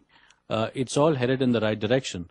And we are doing a number of things, right, on the large deals front. So if you look at it, whether it is, the relationships that we're building with the deal advisors, if you look at it in terms of the work that our hunting and farming teams are doing to make sure that we have a broad enough funnel, if you look at, if you look across the board with reaching out to new clients, new geographies, there's a huge amount of work going on to produce this number. But today I just want to focus on one aspect of it, right, which is around the solution development approach. Because I think it's very important that we share with you that we are now looking at large deals very differently, right? I think the solution component of it is really at the heart of what makes the sale. And it's over here as well that we're looking at using design thinking principles. So the first of these is obviously desirability, right? And from a desirability perspective, what does desirability really mean in a solution context, right? I think it means that we're looking at overall an elevated customer experience. And what that means is that we look at the proposal to see if the client's voice, right, what the client is asking for, has been, articulated in an engaging story, whether the solution really has that client's voice at the heart of it, and whether we're reflecting it in our words, in our visualizations, and in our client interactions. And this is really comes to the point where our solutions, I now believe, are built around what the customer is looking for, rather than a specific set of capabilities that we may have. The second piece around the large deal solutions that again goes to the design thinking principles is around the feasibility piece, right? And for the feasibility piece, we have a team under Abdul. We've also strengthened our entire enterprise architecture organization to make sure that we're looking at technology innovation being in every single solution. The second piece is we look at the use of breakthrough technology. See, traditionally in a lot of enterprise applications, we look at existing technology pieces, whether it is, own data centers. We want to make sure that for everything, we look at breakthrough technology, including open source, to be a significant part of our solution. And that is the feasibility piece. The final, viability piece is around, making sure that we have an optimized solution and the pricing is appropriate. And it is here that we look at our traditional levers like, on-site offshore ratios, we look at our role pyramids, and we look at the overall solution themes, the applicability of the solution themes. And finally, we make sure that we bundle this all together so that it is an effective proposal as well. So the desirability, feasibility, and viability themes are now built into every single large deal construct. It goes through a degree of review with Vishal himself. And I believe that this has made our overall solutions a lot more robust, right? And that robustness is really what you see behind the numbers over here in terms of the TCVs. The large deals are also getting a huge boost from the work that Sandeep spoke about in terms of, the new services and the platforms. In a recent win in the global production services area at UBS, our entire solution, right, our entire solution for service transformation, for work driver reduction, was effectively based around Mana. And so it was a critical differentiator for us. Rather than looking at, cost savings through moving people here and there, we looked at really work driver reduction and work driver elimination. And I think this was a very powerful tool that allowed us to win the deal. Similarly in Scava, right, Sandeep spoke about Scava, and Scava to my mind really is a digital platform that allows you to build other digital platforms, right? And the use of Scava in any transformation initiative really gives us a huge edge. So for large deals, the rigor that we've traditionally had around the operations space, the new thinking around solution development with design thinking, and finally the support that we're getting from the new services and the new platforms, I think has been critical to to our win rates. Moving on beyond large deals, and Vishal again touched on this, and so did Praveen, which is around the large accounts, right? Now, top accounts are really, they're really critical to our long-term success. And a lot of the success that, Infosys has historically had is because of the superior mining that we have done in many of these accounts. We have made sure that we keep the very robust operational control that we have around our top 25, top 50, top 100 accounts in terms of reviews. And we've overlaid that with the new strategic large account management process, right? And in this process, we look to make sure that we have the right people for the team.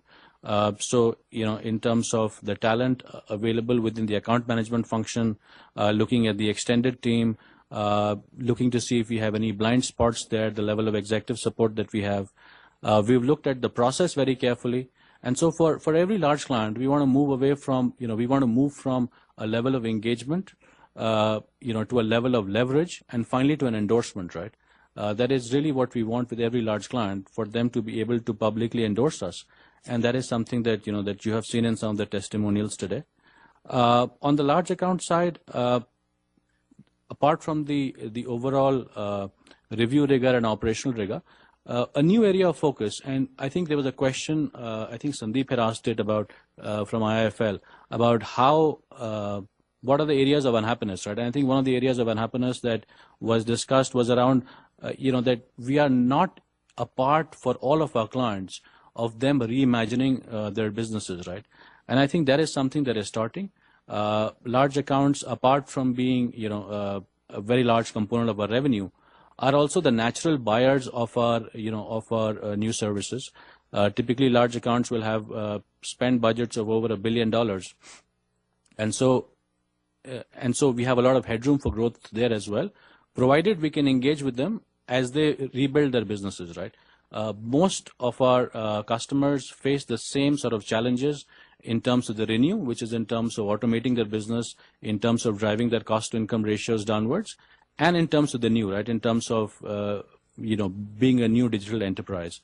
And it is on the reimagining the business front that I think we've seen a change with the large accounts. So to give an example, for a large American financial services company, we've been working with them in the consumer lending space as they try and reinvent the lending process, given the competition that they're facing from online lenders and from peer-to-peer lenders like an OnDeck or a Cabbage. And really, the approach that we have taken is not incremental, right? So the incremental approach would be that, it takes you 6 days and, you ask for 6 pieces of paper.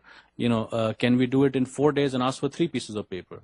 Instead, the approach that we've gone with is, how can you lend money without asking for a single piece of paper, right? Can you lend up to $1 million to a small and medium enterprise without asking for any documentation at all from the client? And this really means a process change. This means a change to their underlying technology platforms. And this is a level of engagement that we are now driving with our large clients. And this is showing up in the results. This is showing up in the results in terms of increased revenue from large clients.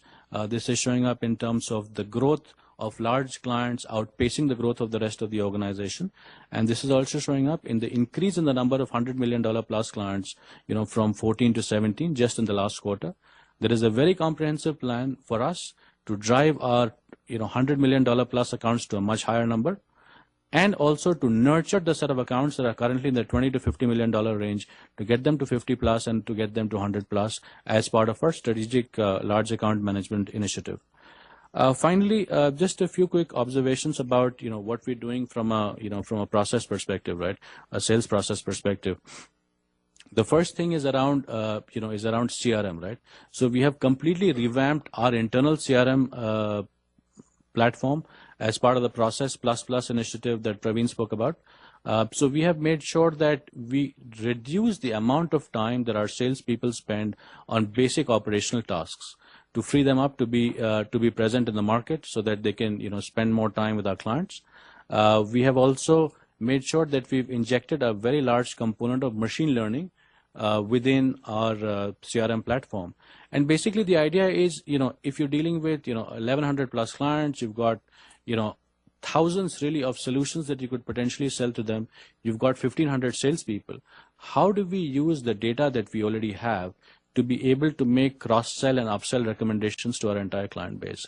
So based on your client, based on adjacent service lines, based on what other clients have bought, based on best practices, we are able to now provide recommendations to our sales teams on propositions to be able to take to, to their customers. In addition, we are also using software much more actively in large clients, right? So can software help us identify the blind spots within a client organization? Can it help us uncover new buying centers? Can it help us find out relationships that may be at risk? And that is the next thing that we have been working on. From a sales process perspective, we have also embraced social selling very effectively. We've got, again, like I was saying, 200,000 plus employees within the organization, millions of, employees at our end clients. And so we're using, things like LinkedIn and Twitter very effectively across the entire sales organization. We are tracking the pipeline that is created from it, and we are trying to build many, many more points of contact with, with our customers to make sure that at all times you have a pulse of what is happening in the marketplace. Finally, and this is very important, for the new products and services, we have created a sales team. So it is not so. The new services and platforms are not sold only through the new sales team, but the new sales team is really a force multiplier. It is an amplifier, and it works with the vertical and horizontal organizations to make sure that that we're able to present a very composite picture of our offerings, to be able to provide the details, to be able to co-create use cases with clients, to be able to answer any questions they may have about competitive products, if any, in the marketplace. So that is the third thing that I wanted to mention from a sales process and organization perspective. But otherwise, I guess I've used up about 9 more minutes of your time, and since only I stand between you and lunch, thank you again. Thank you for your time, and I guess we can move for lunch now, right, Sandeep? Oh, we have the Q&A. Okay. Well, sorry, no luck then.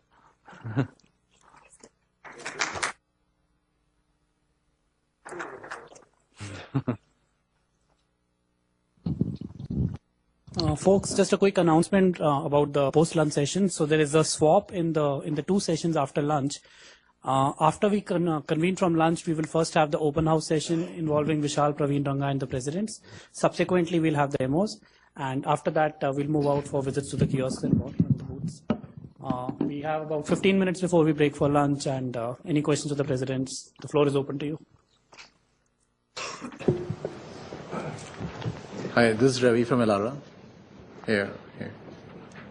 Over here on left side. I had a question about your new sales team for the new services. I wanted to understand how you're incentivizing them. Is this a sales overlay team, or do they have specific targets?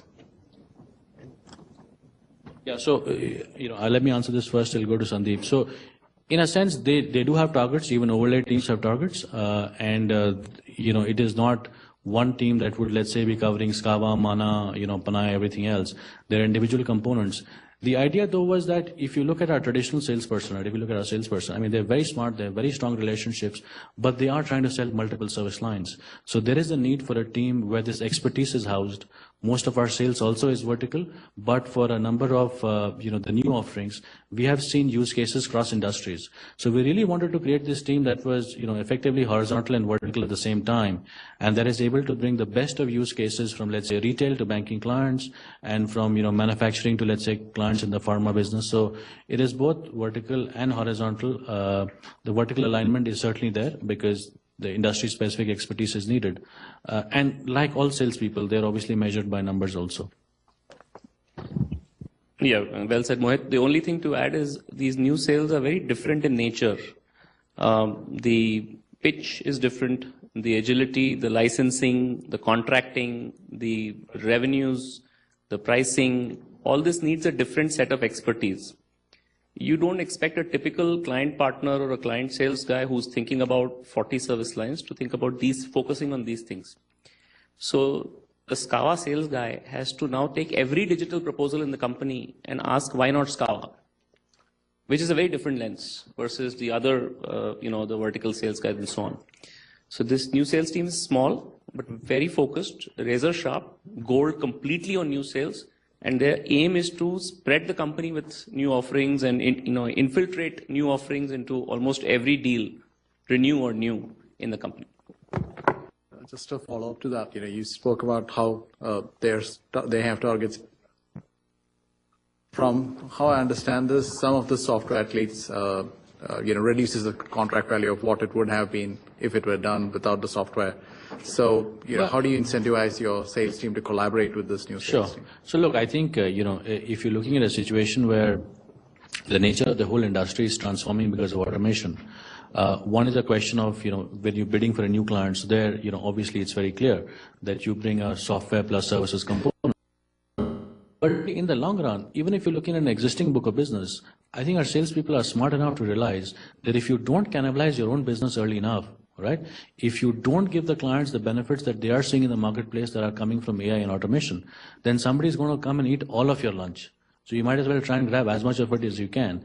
And I believe that is exactly the mindset that our salespeople need, which is if they see opportunity to do the right thing by our clients and also the right thing by Infosys, then they will use it. Yeah, and wouldn't it be wonderful to win a $100 deal, actually win only $80 of that, but make more margin than that? There's no competition then. That would be the ideal goal, and that's what we're striving towards, making it more competitive and more profitable. If we can achieve both those goals, that's the ideal sale. In many situations now, instead of the entire service line becoming a sticky point for the client to stick with us, Mana, the platform, becomes a sticky point around which the client says, I need to renew with Infosys because they have Mana. And that makes a lot of sense. So, Sandeep here from Edelweiss. Yeah, hi, Sandeep. So one data point which we see on your numbers, if you see, is that the number of $1 million clients have gone up approximately same number in absolute terms as it was FY15 versus FY14. But if you see, the average spend has gone up from the clients, top clients. So the question here is, so are you thinking that it will be a strategy to focus on more on the farming side? Basically, you are trying to create more stickiness and generate more revenue from the same client.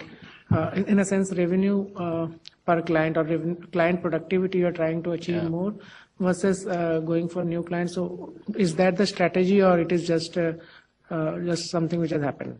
No, so look, I mean, that is something that, repeat business or revenue per client is something that we always track very closely. And it's very important for us, given that, in the history of the company, right? I mean, I joined, I guess all three of us joined way back in 2000. And since then, the percentage of repeat business has always been 95% plus, right? So existing clients have always given us most of our business. That does not mean that we're not focused on new clients. We have clearly identified must-have clients for each vertical and for each geography, and we're very focused on going after that. The point though, right? The point though is that I spoke about our large clients, and the fact that on average, they will be spending well over $1 billion in technology every year. Our share, even with the number that you saw, was around 200 million. So we still have a huge amount of headroom for growth in our existing clients, and we're very focused on that. And just to add to that, our endeavor is not to grow by, for the lack of a better word, scavenging around other deals, but by elevating the conversations where we have these large, deep relationships, multi-year relationships, some of these are multi-decade relationships, to elevate the conversation, become more strategic as a partner, and use that as the basis to grow in the account. I think that is a much more purposeful way to grow, and to bring a sense of innovation and strategic partnership into these engagements.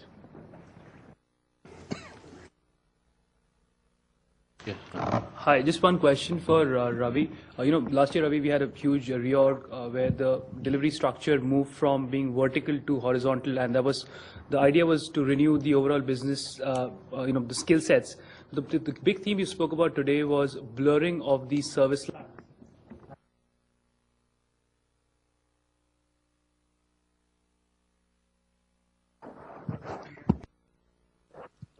Yeah, so when I say blurring of the service lines, what I meant was consumption of those services when you take it to a client will continue to blur. Building competencies could still remain very service line centric. You could build competencies in application development, on business process management, on infrastructure services, and to build those capabilities and competencies, you still need a service line, because that's the way to build a capability. However, when you consume it, the power of that consumption is going to come from integrating the service lines together. Actually, that's how it's going to be for the future, which means you still need to create a operating model where service lines can come together seamlessly and deliver those services. So you still need that, but I don't think you need to break the service lines and push it back into the verticals. There would be a point of time where it would make sense, but right now, as I see it, the horizontal structure was really the reason why we catalyzed growth in the last 2 years, the last 18 months since we started to put up the structure.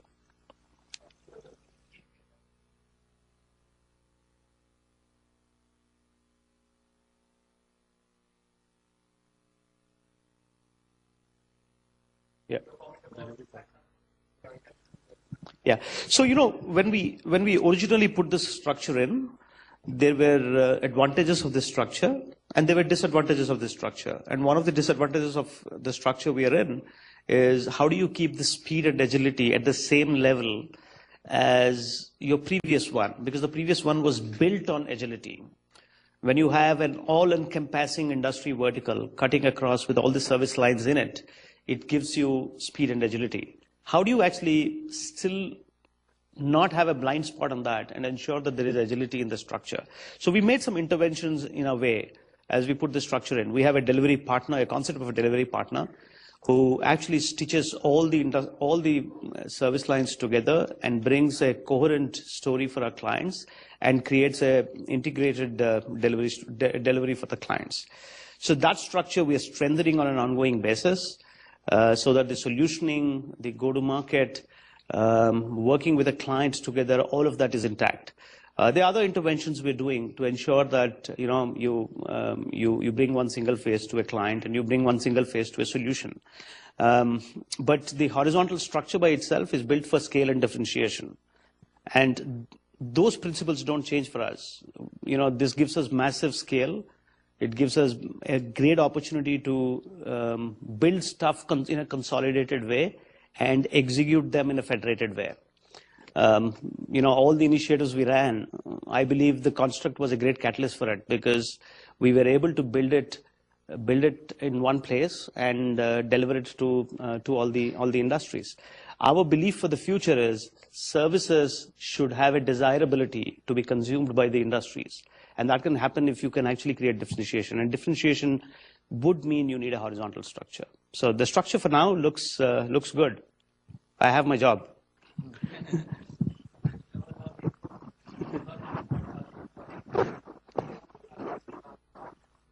Sorry, just one quick point. Sandeep, you highlighted that the ideal deal would be where, and I think even Vishal said, where you elevate the conversation. And I guess what you want to get to is, sole sourcing most of your work.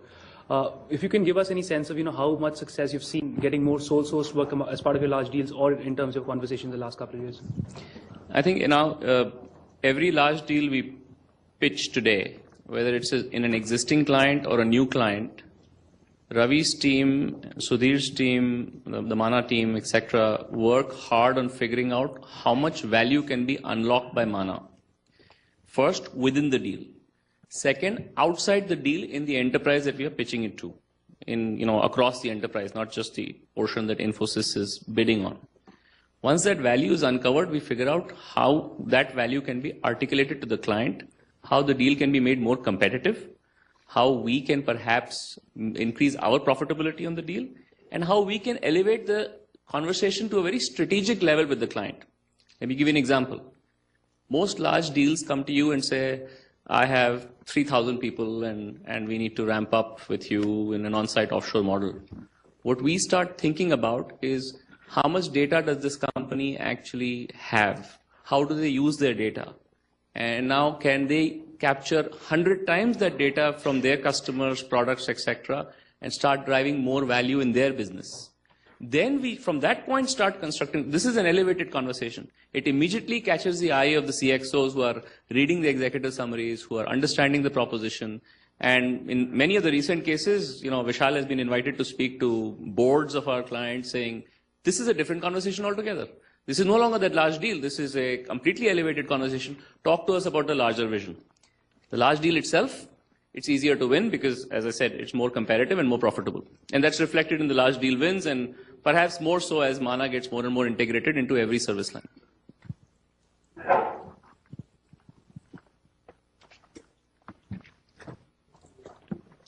Hey, hi, I have a question for Ravi.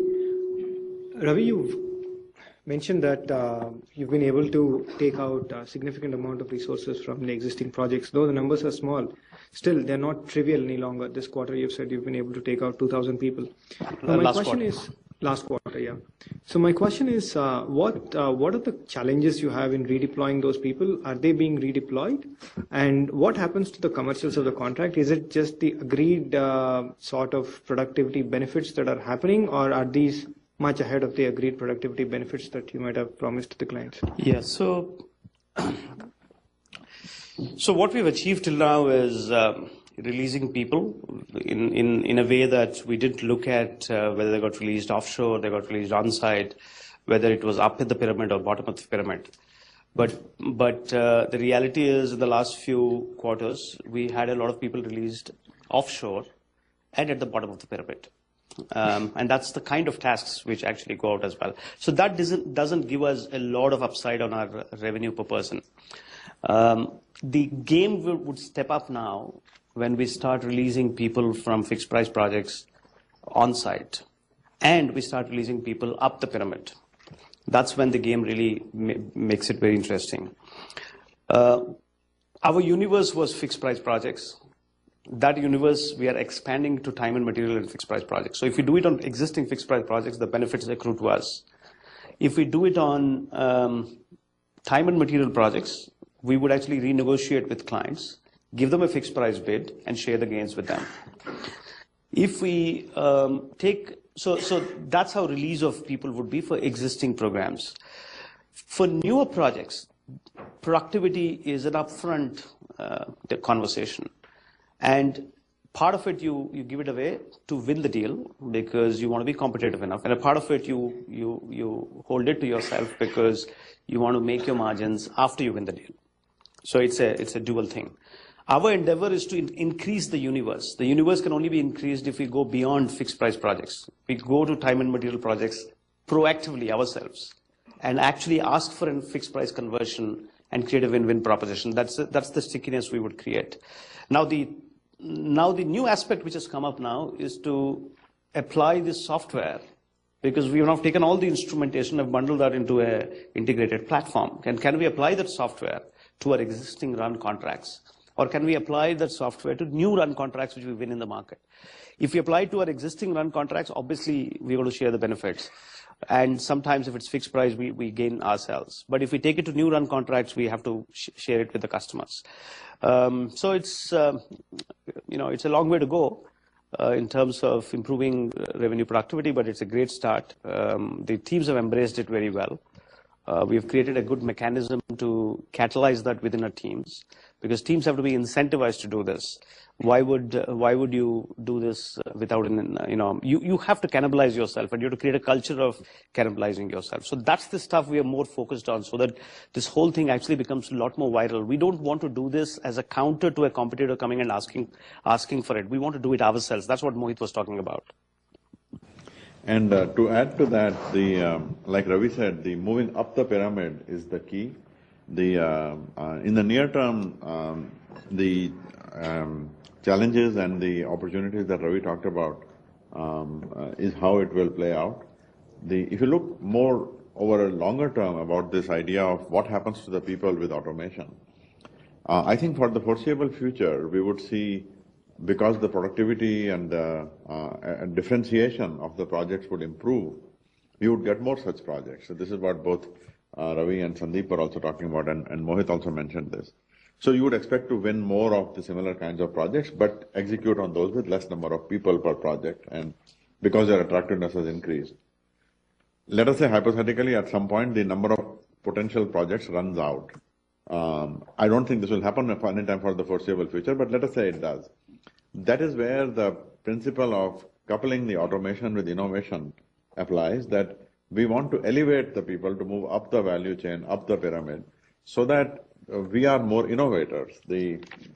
If we hypothetically get to that point in the near term, when actually we'll all be very happy that we have such sophisticated automation that it relieves us of most of the mechanical work that we do, then we will get to the point where people are truly being leveraged for creative, innovative work. And that is exactly how it should be. more and more all the mechanizable things should be automated and people should be focusing on the creative work. This is precisely why we are so focused on creating a grassroots culture of innovation, on creating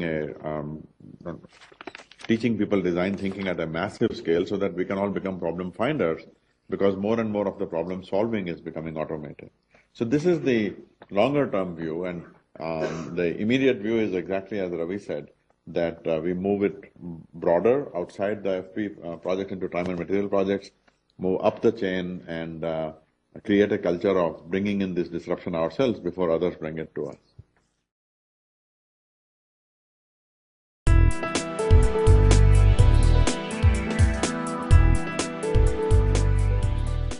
Folks, as Ranga said in the morning, the idea is to make the day interactive. While we certainly have some presentations, videos, demos to share with you, but we also want you to get as many opportunities as possible to ask questions, highlight concerns, share any feedback. We have a 30-minute slot now before we break for tea. We'll use the next 30 minutes for a Q&A with Vishal, Ranga and Praveen. So over to all of you for any question that you might have. The mics are there in front of you. You just need to press the look at me button. Please speak your name into the mic, and we'll have the next 30-minute session for this Q&A.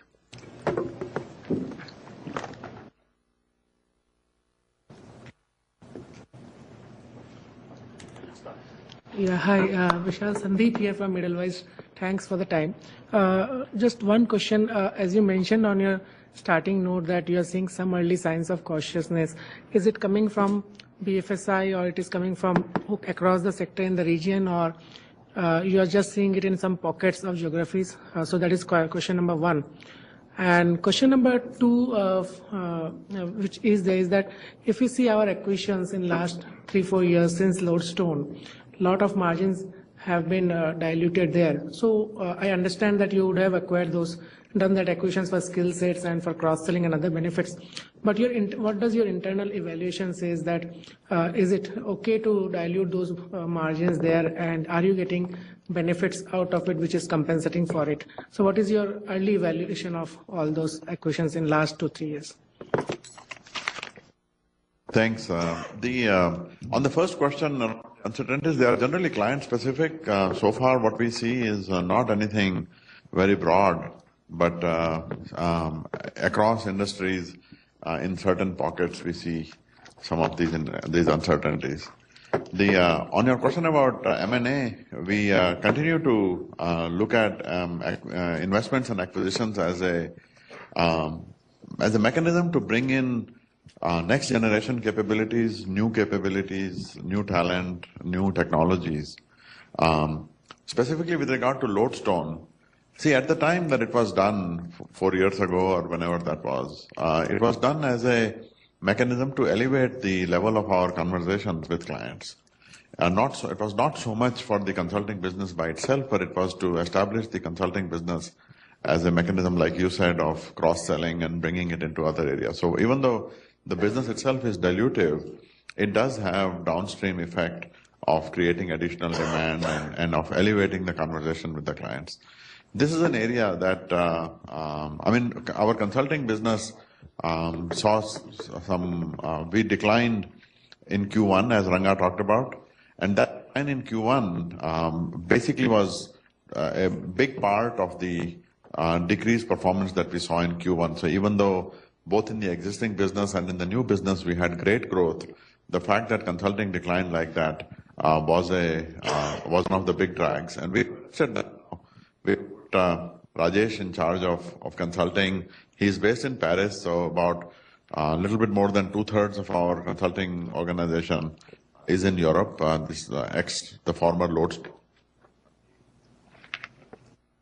I expect that over time we will evolve consulting towards much more of the strategic design consulting, as well to be a tip of the spear is what we call it, to help elevate our conversations with our clients and to help create downstream opportunities. And in that, if consulting itself has a somewhat dilutive effect on the margin, I think that it will be more than compensated for by the overall effect that it has. So I have to share that Deepak, who is here his team recently analyzed these various options around consulting and came to the same conclusion. So we revisited this same question that you asked just about over the last 2 months and have come to the same conclusion. Yeah, thank you.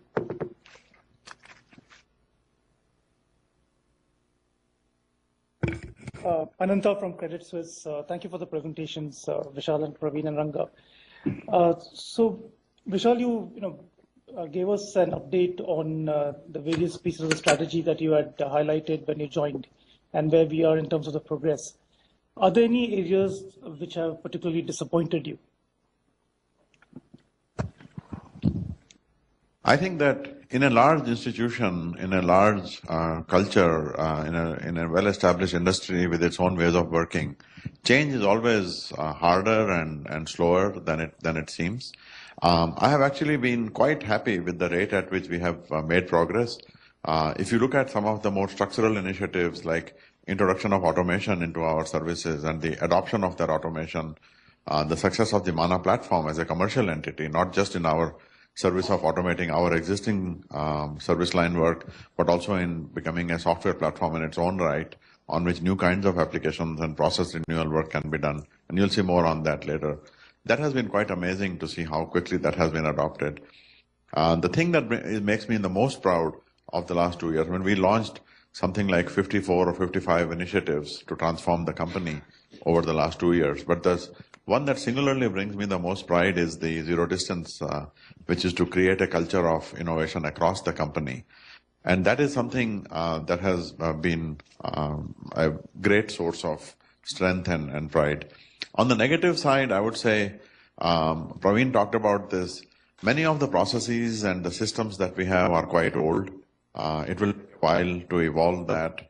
Some of the thing that I find now 2 years after being in this industry is the kind of conversations that we have with clients are still not strategic, not very high level. We by and large are these, an industry of procurement, IT oriented kinds of conversations, which are largely RFP driven, cost driven, and so on. And it is something that I have accepted that, and we are transforming that from within. But that is something that has been a source of, unhappiness that I wish we had the ability to have much more strategic conversation. Now we have started that, but it is at a relatively small number of clients. I would say approximately 50 clients out of our more than 1,000 clients, where we have really elevated the conversations to the very strategic levels by using some of the new areas of engagement.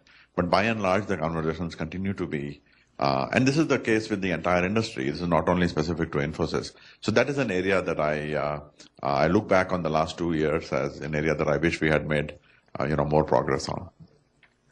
Thank you. Hi. Vishal, this is Nitin here from Investec. With reference to the uncertainty that you were talking about, how are you seeing that impact the deal funnel and the rate at which closures of deals happen, the sales cycle?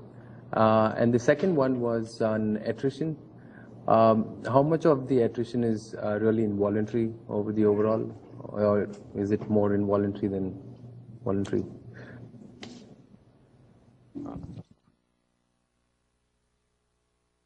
We continue to see a healthy deal pipeline, and our performance, both in terms of market share as well as the overall deal pipeline, continues to be strong.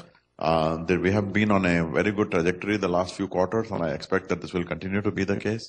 However, we have to be cautious that large deals, even though we have won significant number of them in the last few quarters, and we continue to do so, they take time to ramp up.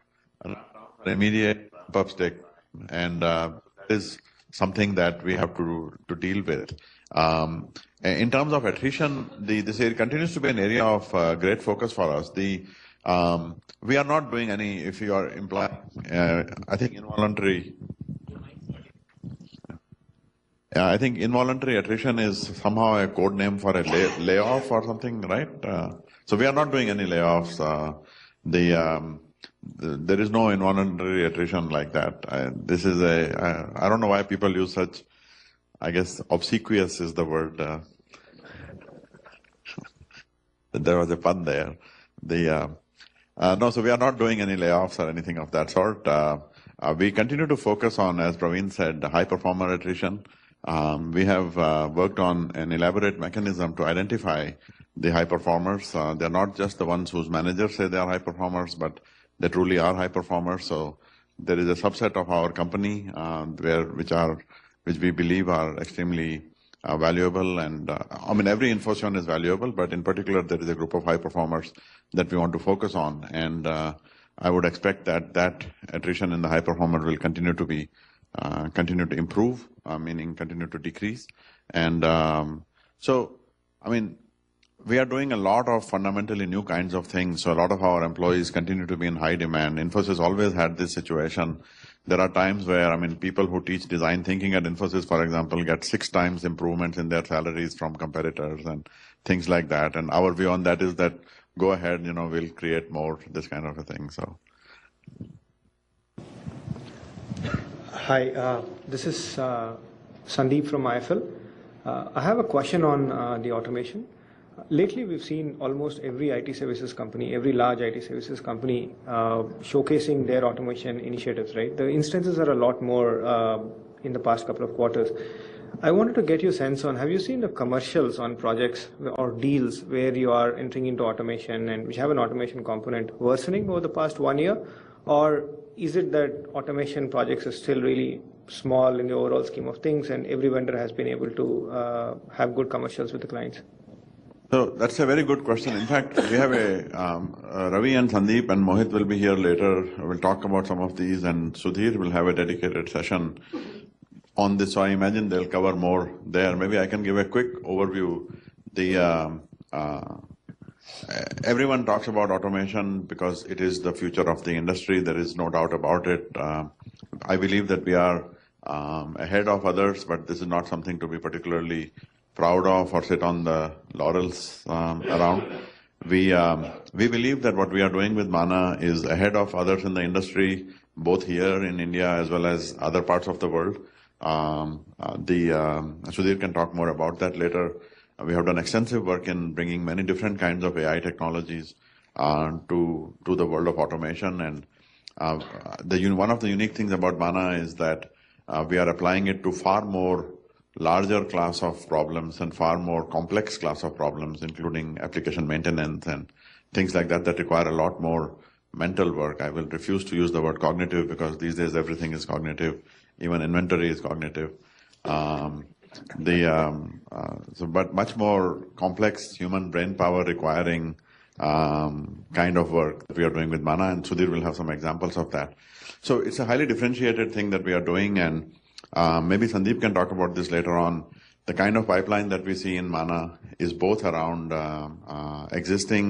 bringing Mana to existing work, and Sandeep and Ravi will talk about this, as well as in completely new kinds of applications like the digital farming that we have outside or airplane balancing and things like this. In terms of the existing business being affected by Mana, yes, we do bring Mana into large deals. All other companies with their own automation toolkits more or less do the same. I think it is inevitable because the kind of cost pressure that we have in these large deals, because the clients themselves are under cost pressure because of digitization and the disruption that causes. The competition is fierce, and the automation-led improvements in cost efficiency have become more prominent. So this is like a triple whammy that hits large deals and that we need to respond to. So we believe that Mana can help bring enough of a productivity improvement to differentiate the kinds of costs and so forth.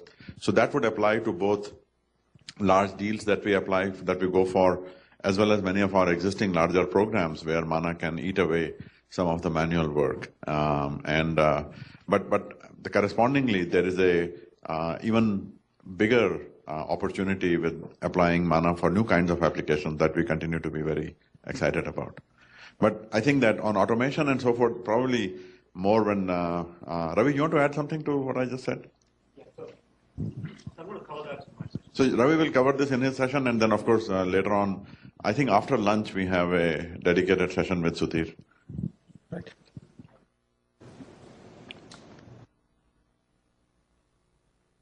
Yeah. Vishal, you made an interesting, comment that, some of your business segments are breaking them up into smaller businesses of $500 to $700 million. There's a growing sense about, new companies, startups coming in and disrupting because they're more nimble and more agile. So are there any specific areas where you've taken these initiatives? And could you give us a sense of, who are these companies whom you're fighting against? Are these global companies? Are these smaller companies? So just a sense of which areas and what's the competition like out there? Maybe Praveen and Mohit, Sandeep, Ravi can add to this. I'll give you my perspective, which is very clear and somewhat different than the conventional perspective. We don't set ourselves up because of what somebody else does, or whether it is a startup or a large company. We are simply doing this for two very basic reasons. We want to expand our bandwidth. We want to improve our effectiveness and agility in responding to opportunities, and we are doing it to better serve our own, what we see are our opportunities and our ways of addressing those opportunities. We are not doing this because anybody else, we don't have any consultants helping us out on creating the setup and things like that. The reason for the $500 to $700 million general guideline around creating a sub-segment with a P&L and so forth is that it gives us bandwidth, it gives us scalability, it gives us isolation and accountability of individuals. This could be anywhere from a handful to a couple dozen clients that you would have one leader for. So it gives us to the three of us, as well as Mohit and Sandeep and Ravi, the ability to zoom in on the particular needs of a particular cluster of clients. Every large-scale system in the universe is a distributed one, a decentralized one. So this is basically what we are doing. Do you guys want to add anything to that? Yeah, this is Pankaj from JM. Just a question on last couple of years, while you have been bringing a lot of changes in terms of new and renew, how this has helped us in terms of gaining market share within our clients. Any sense if you can give, either in terms of the wallet share gain that we have seen, what has really driven this? Maybe top 10, top 50, whatever slicing you want to take. Yeah, the three main ones that come to mind is that are quantifiable is the top account growth. It is the growth in for example, the top 10, top 25 accounts. It is the growth in the number of $100 million accounts. It is the growth in the large deal wins, which is a direct result of differentiated approaches that we bring in. It is also in the renewals of our existing programs without RFPs and so forth. So all these are very tangible, quantified ways in which the strategy, the differentiated strategy, has been showing results. I think last year our large deal wins in FY16 was about 40% more than large deals in FY15. So that's a clear indication. Average revenue per top 10 clients also has significantly increased. And in the last year, again in Q4, our growth in the top 10 and top 25 accounts was much higher than the Infosys average growth. So these are all parameters which clearly say that some of our strategies are resonating well, and our level of engagement with most of our top and strategic clients have improving in the last 6-12 months. So in your assessment, is this gain coming through with by gaining market share from the other India-based player, or this is coming in versus the global peers? It is both from India-based and this one, and particularly in the areas, for instance, if you look at large deals, significant percentage of large deal wins is in the areas of consulting, cloud and infrastructure services. There it typically comes from global players who are probably incumbents for the last 5-10 years. But in other areas, we have enough evidence of having won against India-based players as well. Sure. And lastly, just a question on the current quarter, based on, of course, we have seen the full impact of Brexit now with almost a month old. So what kind of operational changes that you have seen? Basically changes in the operative environment in the quarter to date, which is different from what probably your expectation was going into the quarter. I think RBS, at the beginning of the quarter, RBS is a public knowledge. The ramp down in RBS, which was one of the cause of Brexit thing was clearly not seen at the beginning of quarter. So that is one clear example. And in addition to that, we have seen some client-specific softness in, we can't attribute it to any specific industry, but at least we have seen in some few clients some softness which we didn't anticipate in the beginning of the quarter. And is that concentrated in UK alone, or is it something which you're seeing in US for also example? It's primarily in Europe, but we have seen, client-specific cuts across geography. We have had clients in other parts of the world also where we have seen some softness. Sure. Thank you. Hi, it's Ankur from CLSA. Just the first point on the guidance, I understand your comments and the lack of visibility right now. Just want to clarify one thing. Are you taking a policy stance that the guidance will only be updated every quarter along with results, and hence not updating it now despite the current change?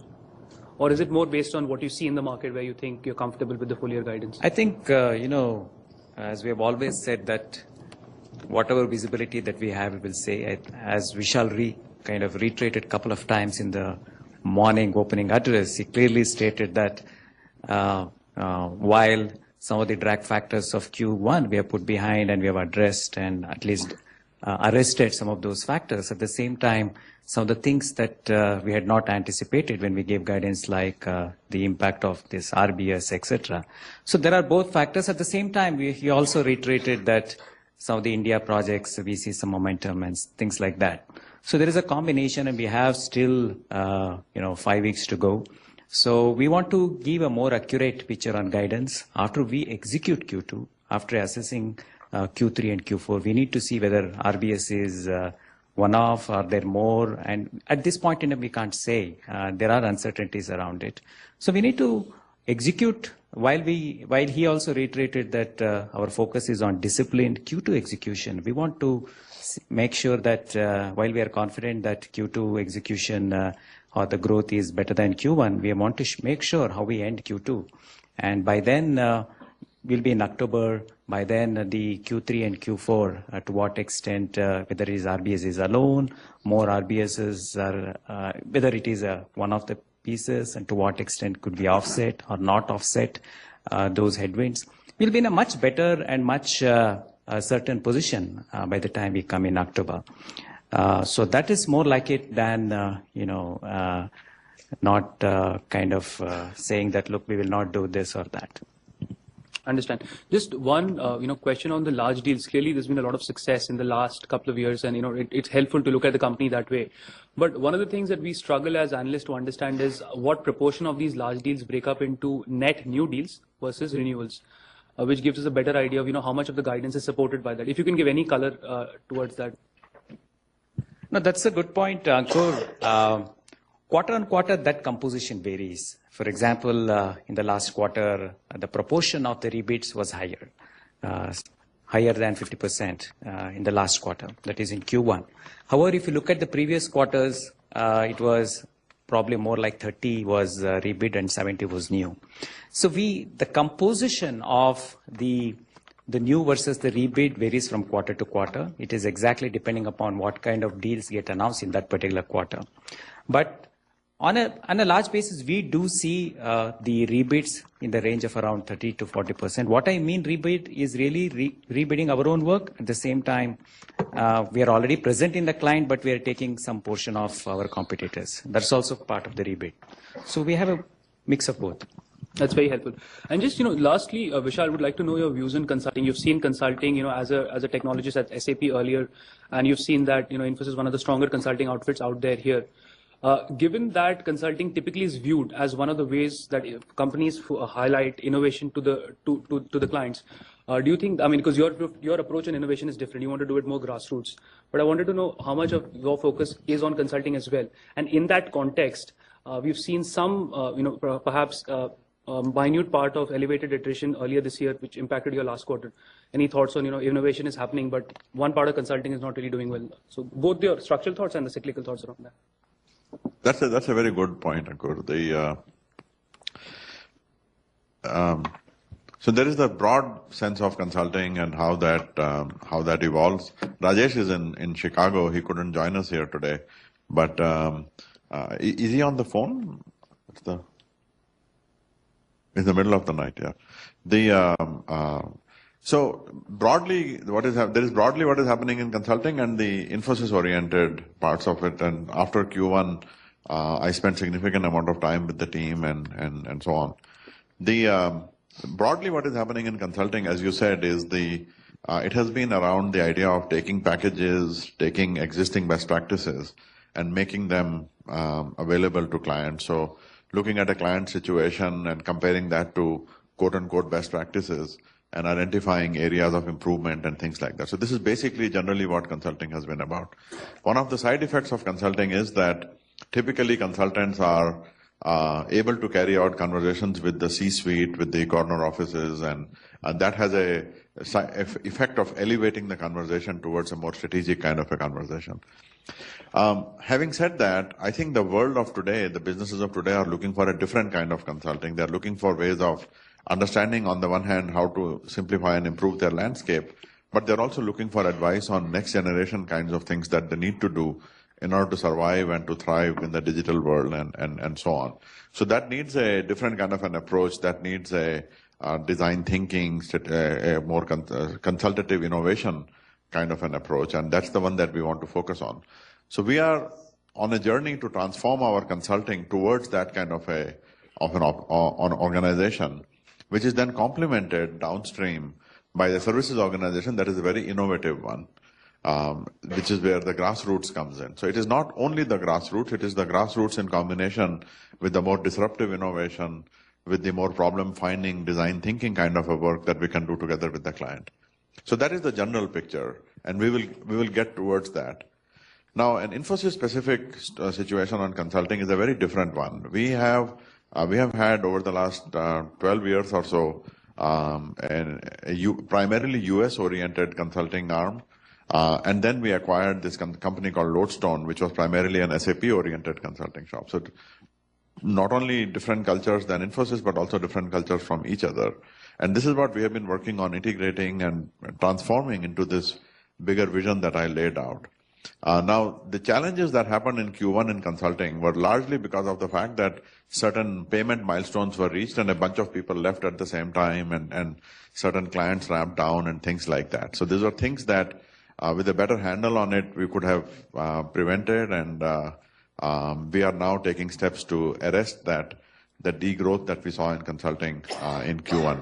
Having said that, over the next several years, we are working on, and we do expect to see consulting becoming a more significant part of elevating our conversation, going towards this implementation of the renew and new strategy at clients, and helping become that tip of the spear that brings the rest of the company forward with that. And it is a journey. Rajesh is now in charge of it. He's doing a great job of getting wired into the consulting organization, and I expect that we'll see continued progress in that direction.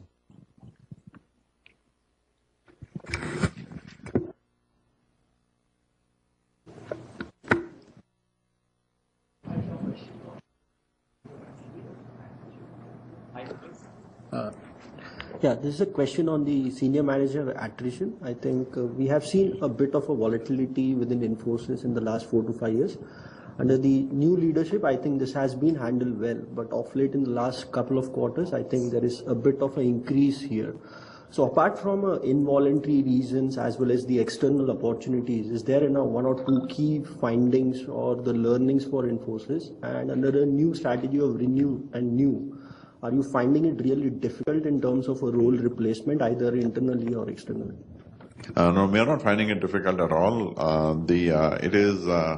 I would say that bigger part of it is because of performance, and there are a couple of cases where there are also people who saw bigger opportunities and so on, but by and large, it is simply performance, and we want to ensure that the company is executing well, and not only on the long-term path, but ensuring that continuous execution on an ongoing basis, and will continue to be acting in that sense.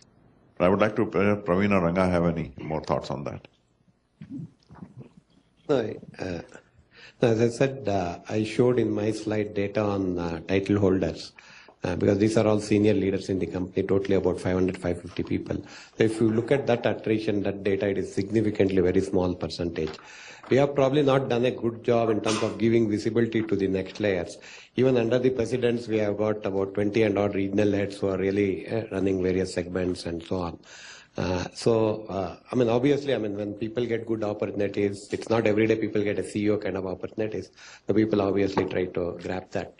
But by and large, I think we have enough management strength. And the way we view it is, well, we are sorry to see some of the people go, but we also view it as an opportunity for other people to step up to the plate and they get an opportunity. So it's not a concern for us, and we'll continue to enable our people, promote our people. At the same time, we'll also infuse talent from outside as well, because we need that good mix as we execute our strategy. Thanks. One more question, please. Last question.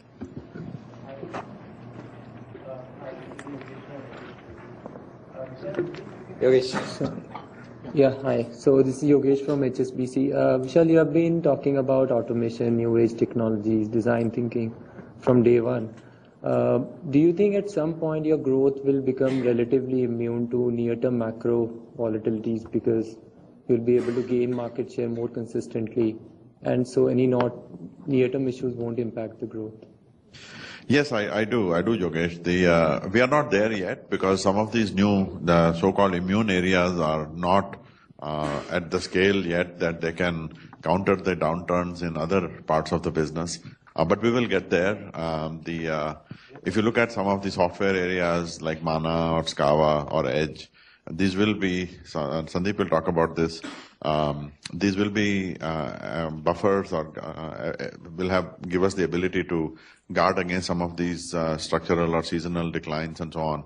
I mean, if you look at the upcoming Q3, traditionally there are these furloughs and less number of working days and things like that, which is for a software guy, that is a kind of a strange concept, because in the software industry, that quarter is the one where the largest number of license sales happen. So over time we'll get there, but today the bulk of the business is the traditional business, and even though we have seen tremendous growth in the new areas, I mean, last quarter we saw more than 40% growth in the new areas quarter on quarter. It will take some time, but we will get there, and that is exactly that's the journey that we are on. You want to add something?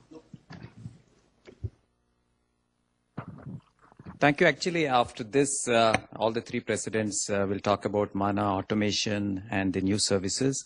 They will take questions at the end of their session as well.